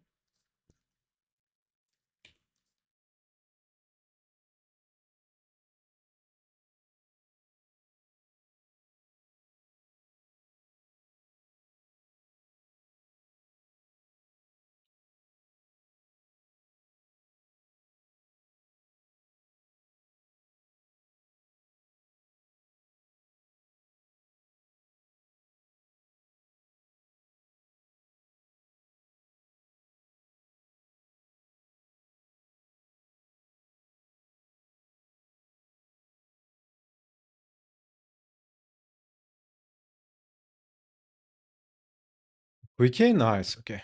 I'll probably catch it.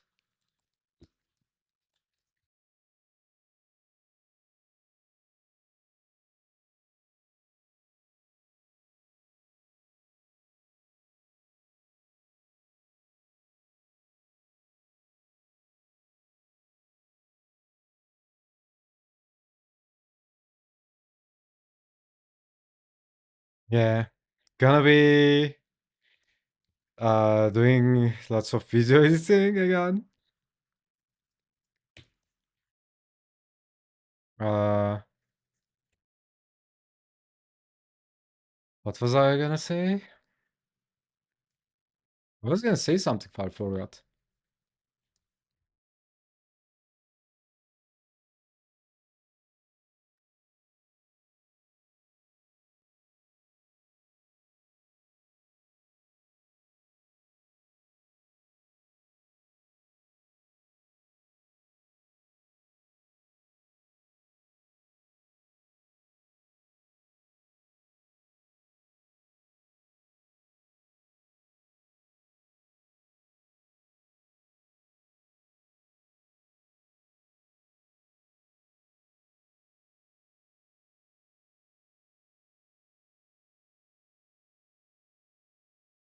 Uh Poor soul?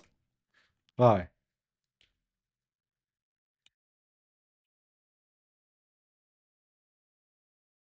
My soul is fine, dude. It's my fucking brain farting.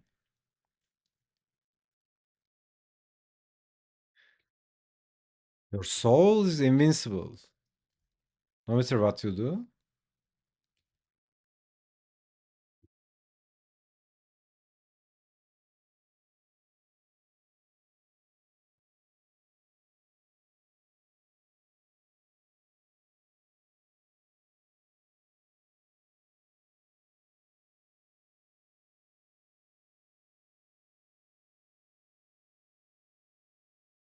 Have you seen Alien, by the way? I was gonna meme about it.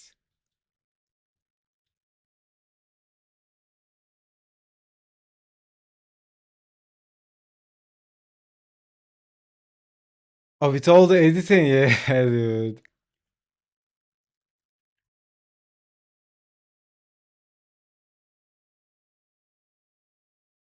So if you replace your mind with a machine, with a computer,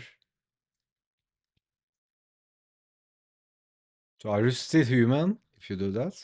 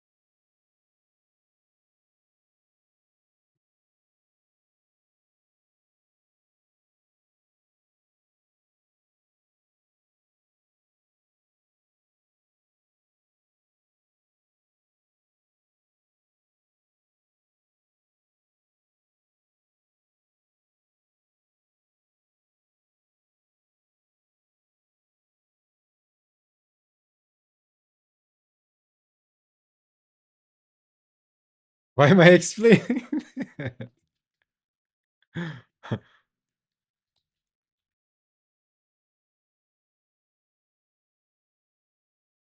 uh, I don't have Hulu, goddammit.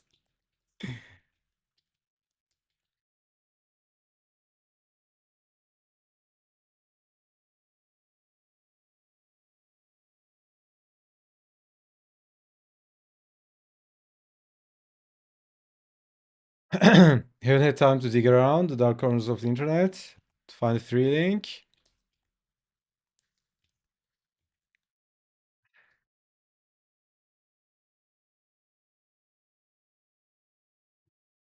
Is it only on Hulu?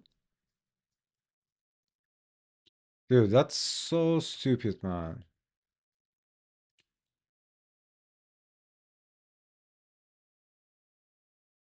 Didn't you have YouTube TV? I think I remember you saying you were trying it out.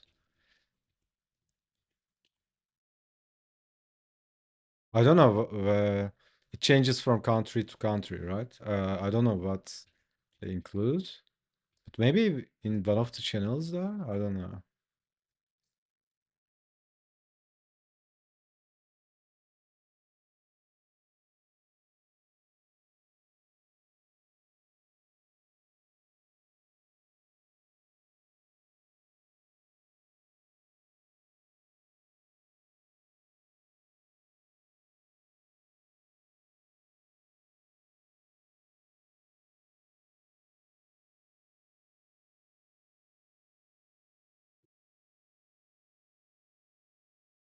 Might get the Hulu, Disney double pack.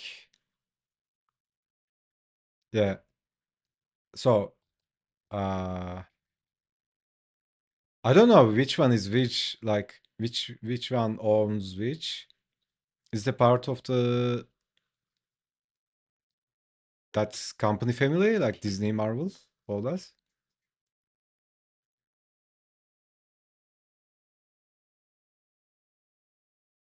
Only Hulu? Okay. For a little while, it was okay. Definitely not worth the cost. Probably. I mean, it's kind of virtually impossible to consume all that content, right? Like you have to be watching TV all day to get the value value from the price you pay.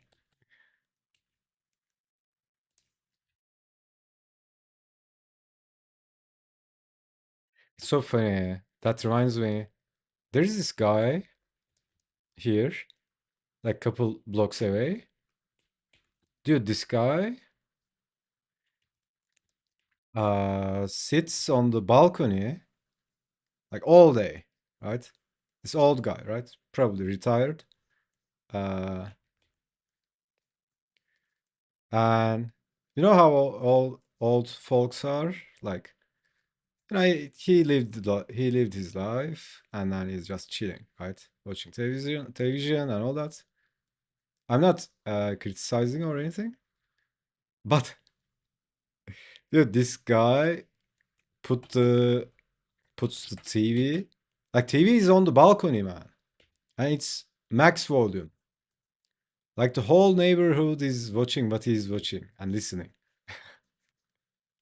Whenever I pass by, I always forget. By the way, there's this insane loud thing. It's always something different, right? Sometimes he's watching a movie, sometimes he's watching the news or something, some interview. It's so funny, man.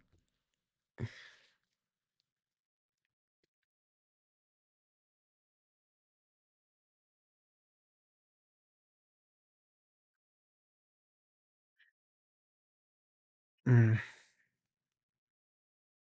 They jacked the price to almost 100 a month.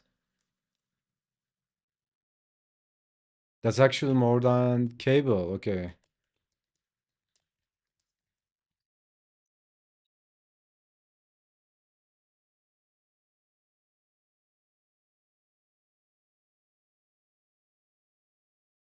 Disney owns it all. Really? Disney owns Hulu?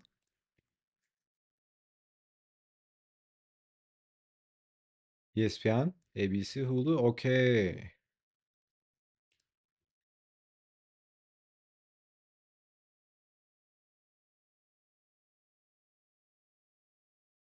Isn't it so insane? Like Disney starts as an animation company. Like this guy, man, draws mice. Like one guy who draws mice starts some shit. And it like buys everything.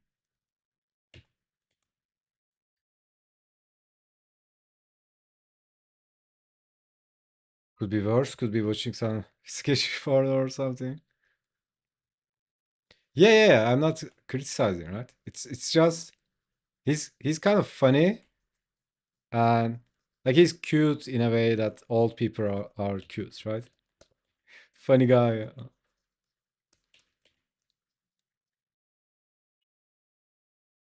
I mean, he might have uh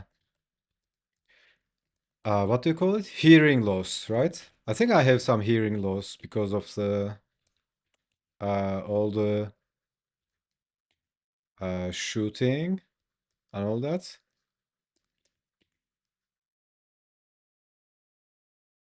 Because we were fucking shooting every single day, dude. That's so insane. And without pro ear protection. That's so insane.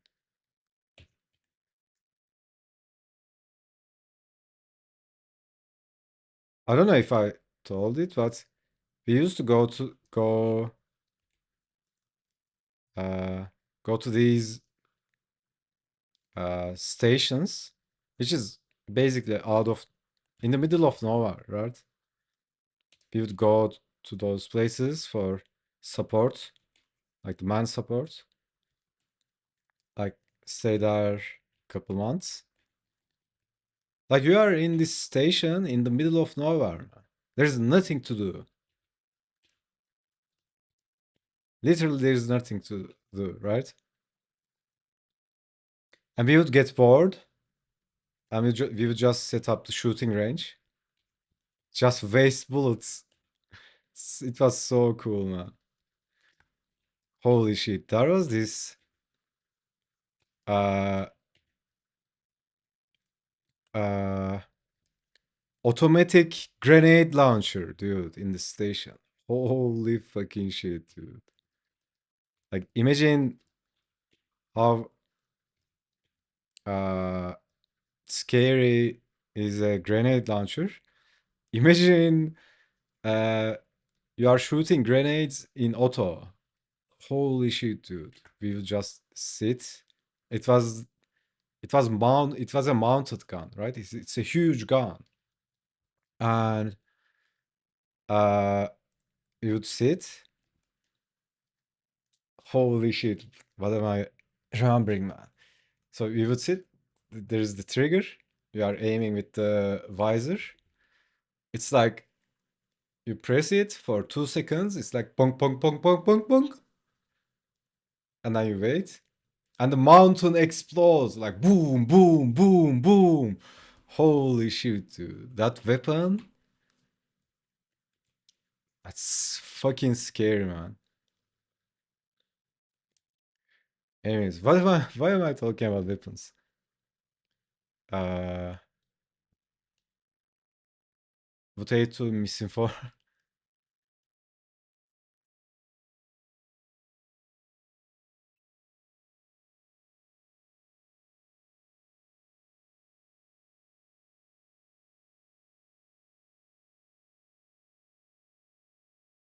Yeah, that was my favorite weapon.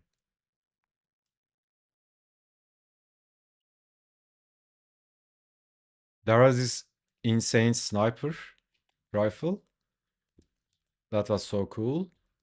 But in my opinion, like nothing tops auto grenade launcher. Like, what the fuck, man?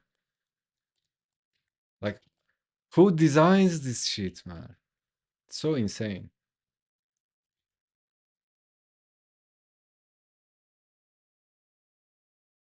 Disney fully on Hulu. Okay.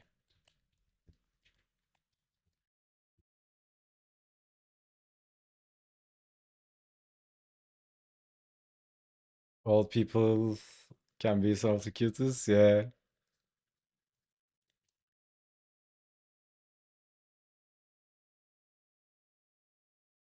Yeah, he's a really chill guy, right? He's not a boomer or anything. Like, he's not making trouble.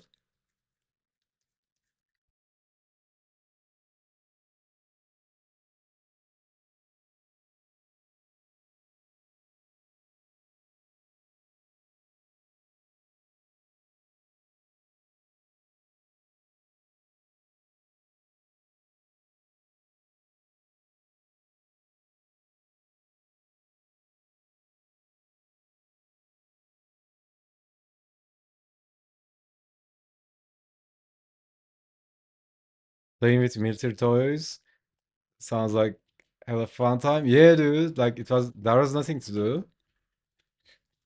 because usually if there's an attack, like nobody attacks during the day, right?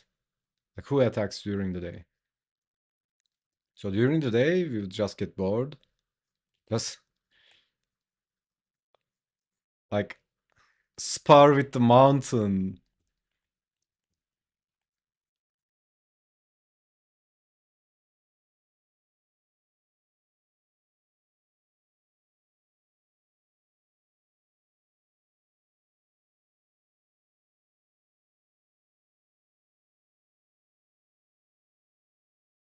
Yeah, it's so fun, man. Like, you know, every boys, every 7-year-old boys, passion, right? The guns, the soldiers.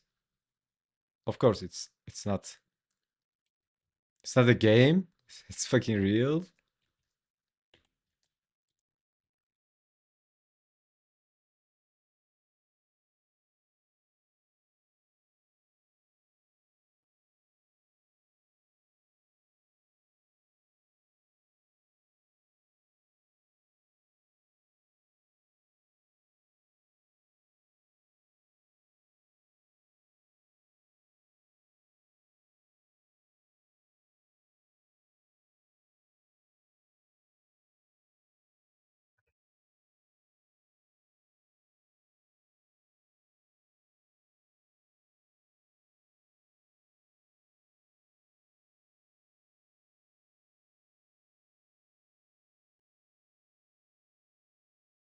I remember, uh, like when we were kids, these pistols came out, right? It looks like a normal pistol, like a Colt or something, but they shoot these, uh, BB gun, right? Like, imagine BB gun, but uh, it's a pistol. Holy dude! And the ammo was these small metal balls, right? And it actually can hurt you, right? But it's not like, uh, when you shoot, it doesn't go through the skin. But we would shoot each other. Uh, like, if you shoot real close, it really fucks the uh, it really fucks you up, right? Of course, if you shoot someone in the eye with that, probably they go blind, right? But we were kids, man. It's so insane. We would just shoot each other with that. Holy fucking shit, dude. Now when I think about it, and like, we didn't intentionally aim at the eye or something, but whatever goes, right? That was so insane.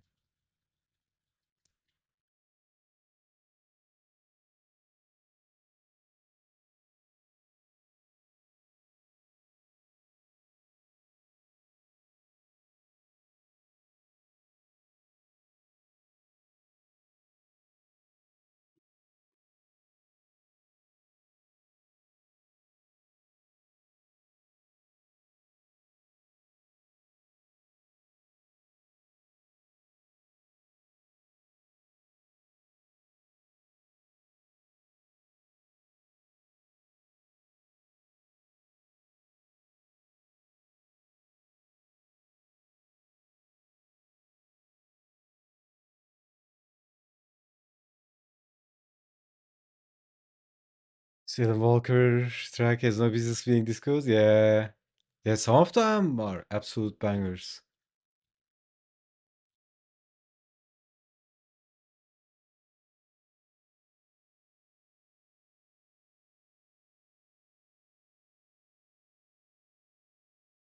Think about stupid shit we nearly kill. Yeah, dude. Oh my god, man.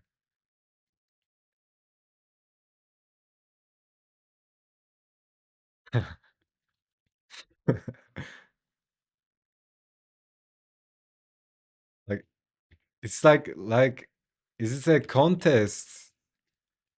Like are like is it a contest when you're a kid? Like trying to find the dumbest shit you can do.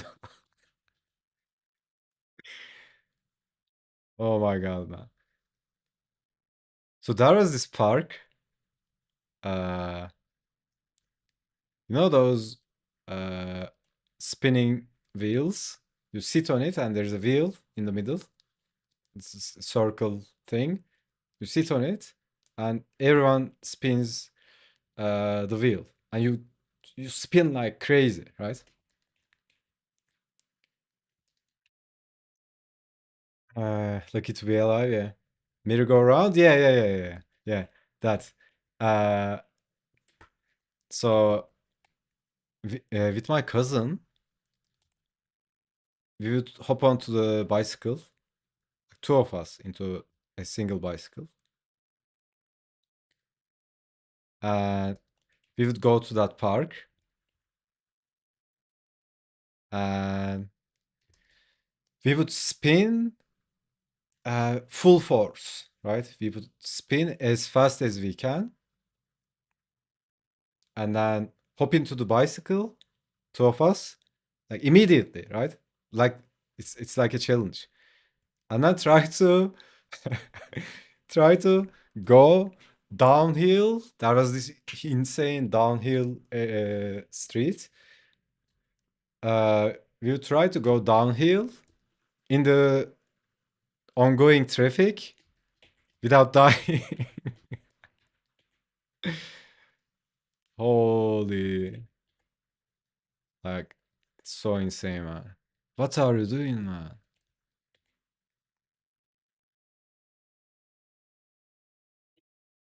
Like literally, like literal monkeys.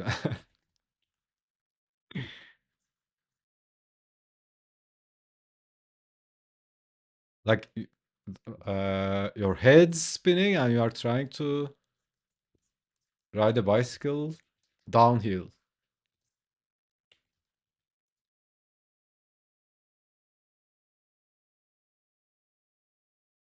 But we would laugh so hard, like we would fall down. We didn't give a shit. We would just crack up.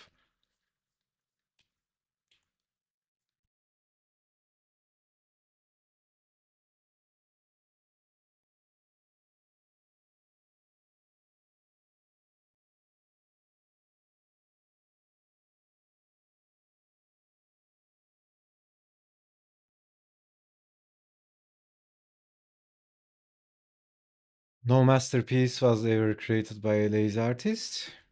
Hmm.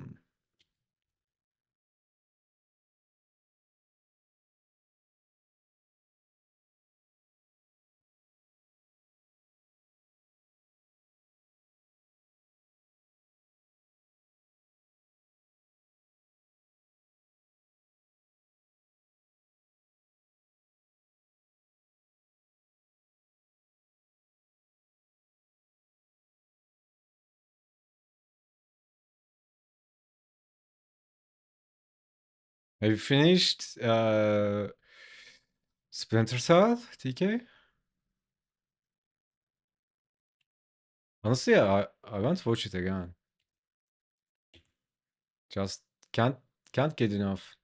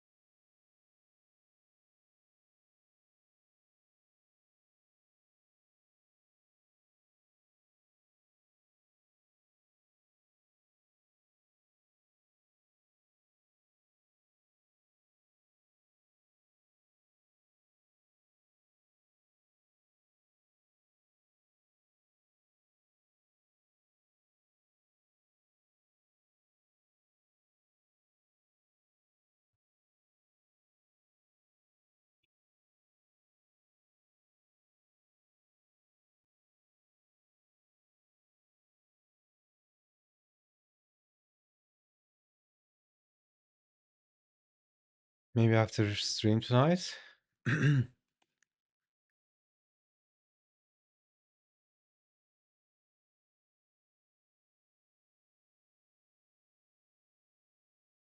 If not tomorrow, Wednesday.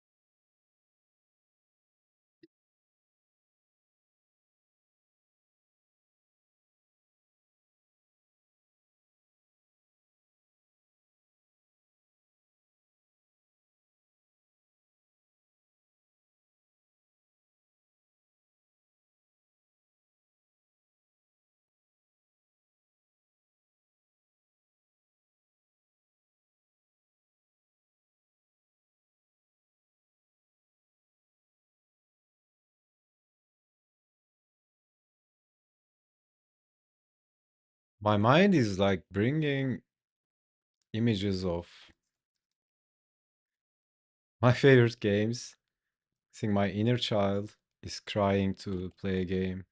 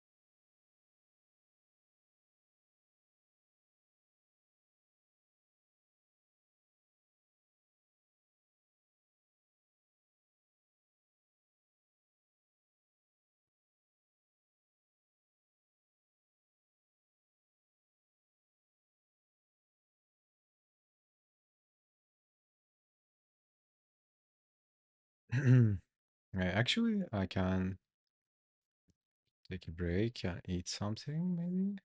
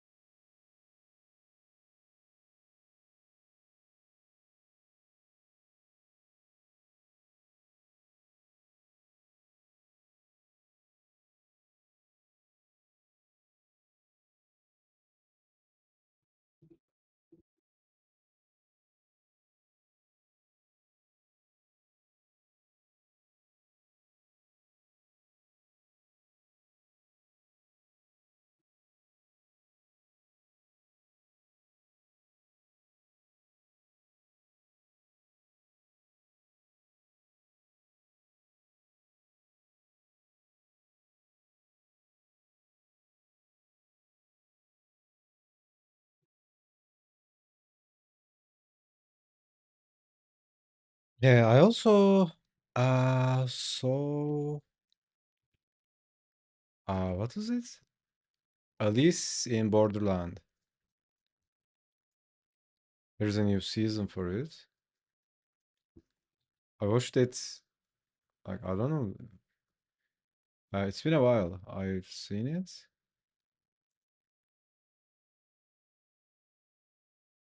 What else? Yeah, other than that, I have nothing to watch, honestly.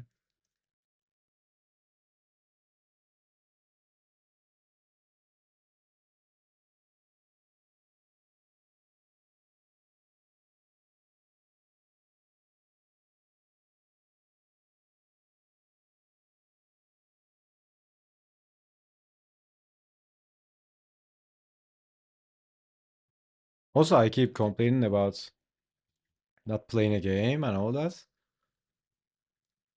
Uh, like to me, like, it should be a really good game, man. Like, I don't want to like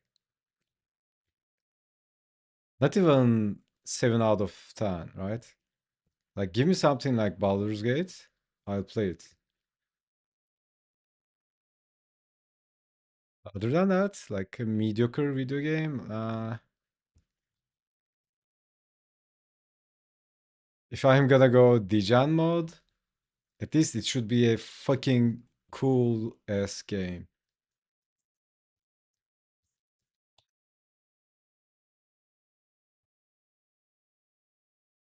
I keep scrolling past that. If I were to play anything, it would have been Brain Dead Simple Game though. Yeah, also that. Like, not like mentally demanding game. Like, there was this game called Commandos. We used to play that when we were kids. They made a remake. Uh, it's kind of a strategy game. Uh, not like StarCraft where you like manage armies and all that. It's more like you have a couple of units, right? Couple guys, like 3 or 4 guys, and it's kind of a stealth game, which uh, the setting is like the Second World War. The old ones are really cool. We played them like a lot. Anyways, I got this game, installed it. Even that, right? I mean, it's not like you are thinking too much. You just have the dudes and infiltrating a base or something.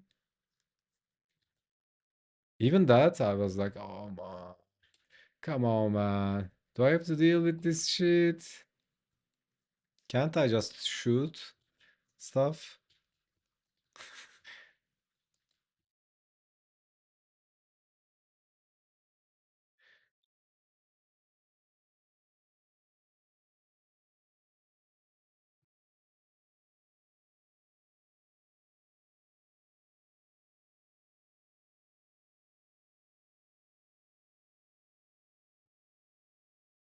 I mean, I don't know. If it was a good game, I think I would spend energy. Like when I used to play World of Warcraft, it's a data heavy game, right? Not like Path of Exile. Holy shit, dude. Path of Exile? Oh my god, man. Like that game. Actually, that game is so complicated in terms of skill tree and all that. Like you are doing some thinking when you are playing that game.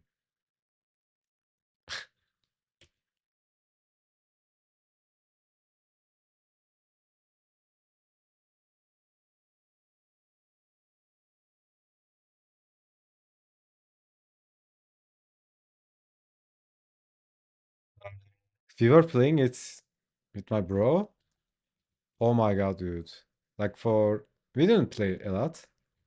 Like I think we played for a month, but Like I was looking at the guides and YouTube videos and trying to make a build and all that, trying out different things, calculating uh, the outputs and the percentages and all that. Holy shit, dude! Like, who does that?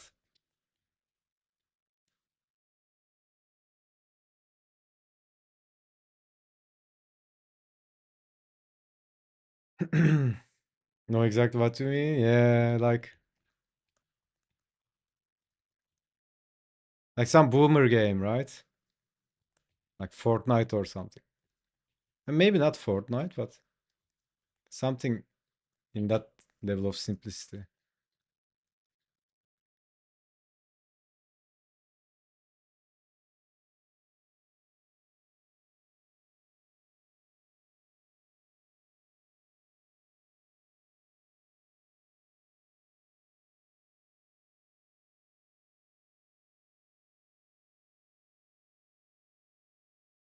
Okay, I'm gonna take one more break and then come back, ink this guy, and tomorrow ink these maybe. Maybe I can do more. I don't know. And then the other page is like, I don't know. Looks like it's gonna be quick.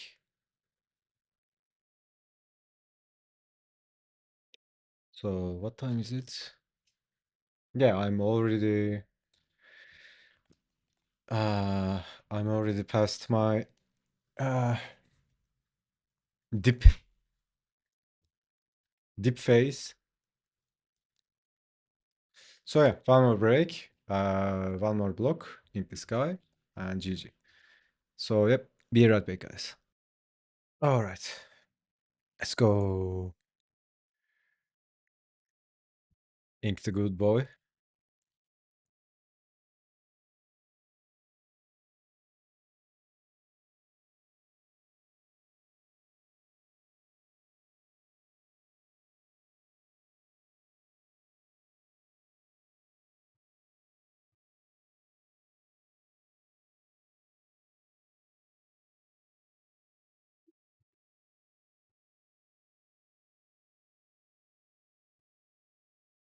Some bangers.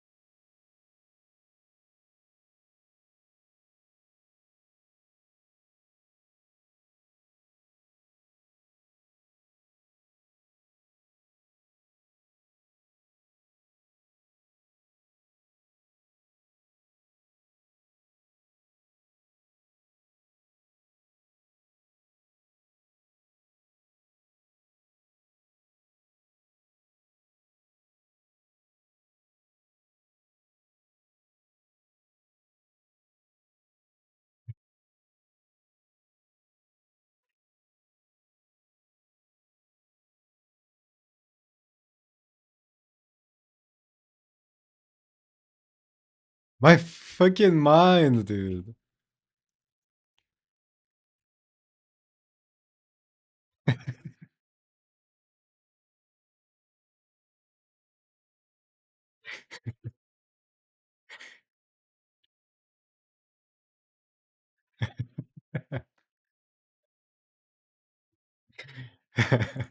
Okay, I'm gonna share it.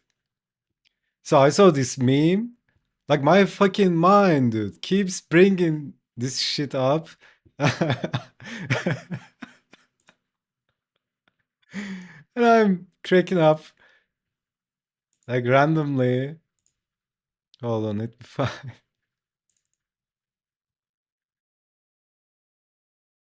Dude, who does this, man?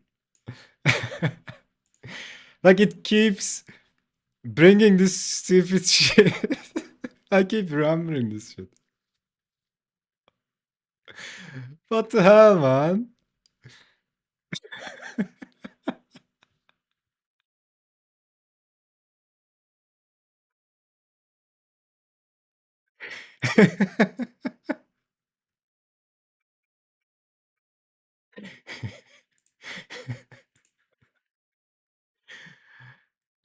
Oh.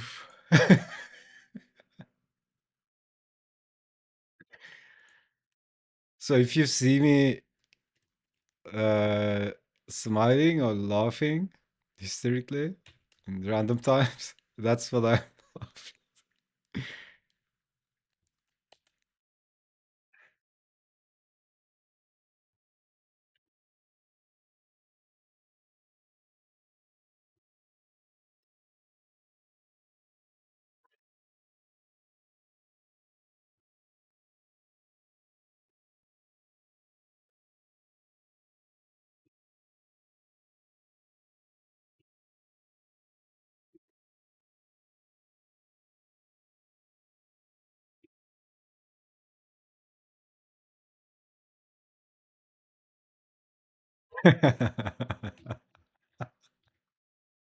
Holy fucking shit, dude. I can't stop laughing at it, man.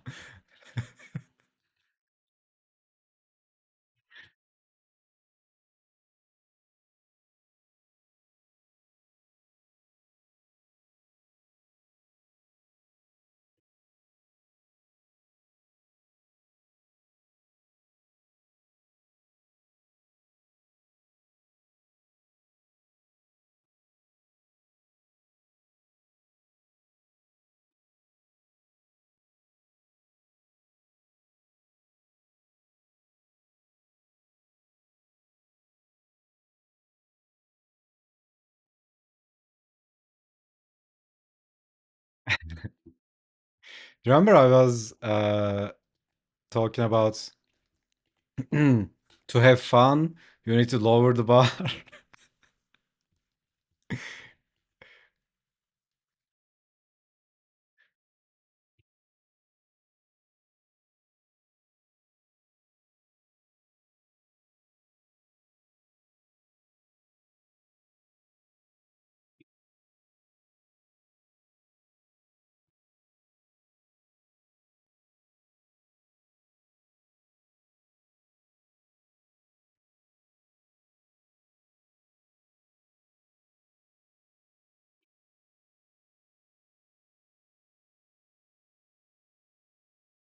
And the mentality, like, the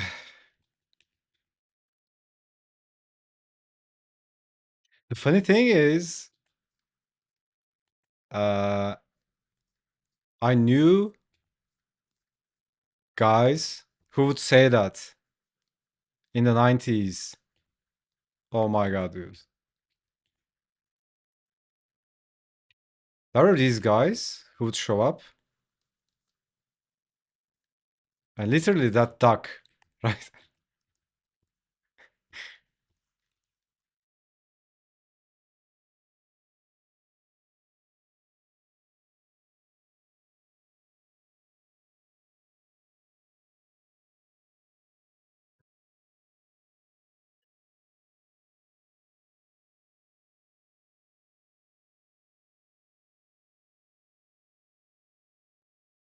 I had this friend.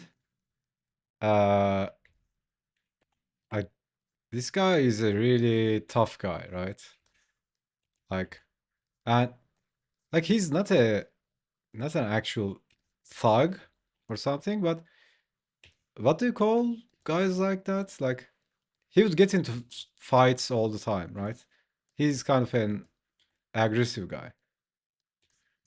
So, anyways, uh,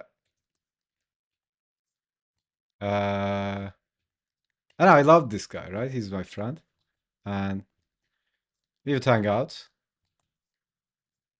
Uh, anyways,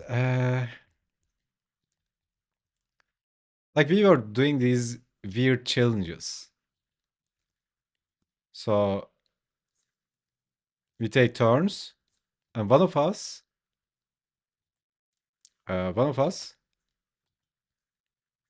just says something, and the other person needs to do that, right? It's like truth or dare, but it's only dare, right? And of course, we weren't coming up with stuff that would get us into trouble or anything, but like harmless stuff, right? Anyways, it's like, for example, if it's my turn, uh, I wait, right? We are walking, and if I and the moment I say what to do, he needs to do it, right? And the same when it's my turn. So, anyways, we are walking, right? And there was this old guy coming.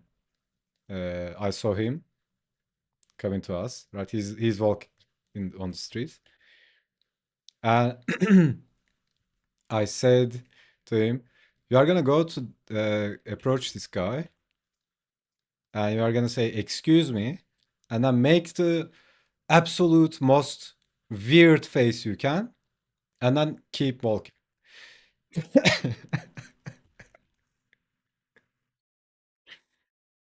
And this guy is like taller than me. Uh, a kind of scary guy, right? You know how aggressive people you can tell from their face. Uh, like he's not a pretty boy, right? Uh, anyways, he's like, "Fuck you, man," and he goes to the guy, and he's like, "Excuse me, sir," and that this guy stops and looks at him, and he makes some weird face, right? I didn't see his face; I was behind him because he walked forward, and he made a weird face, something like, right? Like he just stops the guy, "Excuse me, sir," and that does something like that and keeps walking. Dude, this old guy, I saw this old guy like shaking, dude. He was like, and then he kept walking, man. Oh my fucking god, man. Like, we just stopped and cracked up like for an hour, dude. We couldn't get it together for an hour. We were just threw ourselves into the uh, sidewalk. Oh my god, man.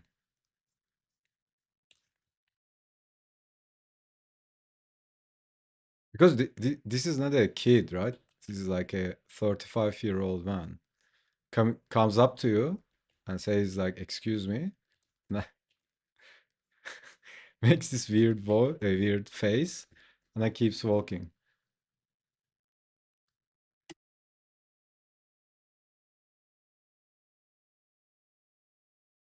And it's completely out of character. Like you wouldn't expect that guy to do something like that. It was so funny, man.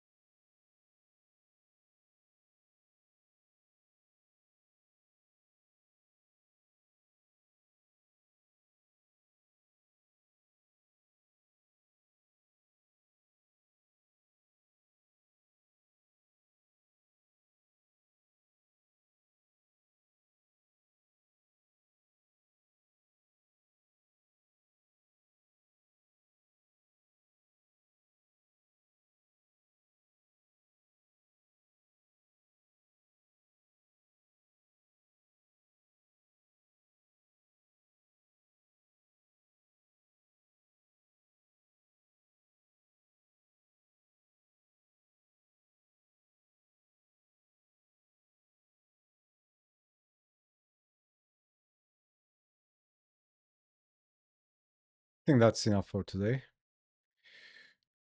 Yeah, going out of time.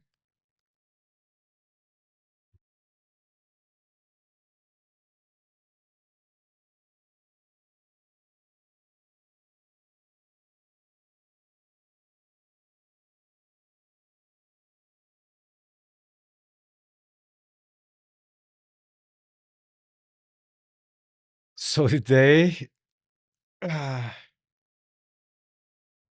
hold up. What's this? What's going on here? Uh, okay, I'll fix that later. I have no idea what's going on here. Maybe it's s- uh moved up or the outline. Anyways, as usual, doesn't even need set. Yeah, I mean, I wish I could finish this today, but yeah, we are going out of time. Yeah. So yep, that's a wrap. Another day in the bag. Thanks a lot, guys, for being here. Appreciate and love you all. And yeah, stay sharp, stay awesome, stay amazing. And yeah, I'll see you tomorrow. Peace.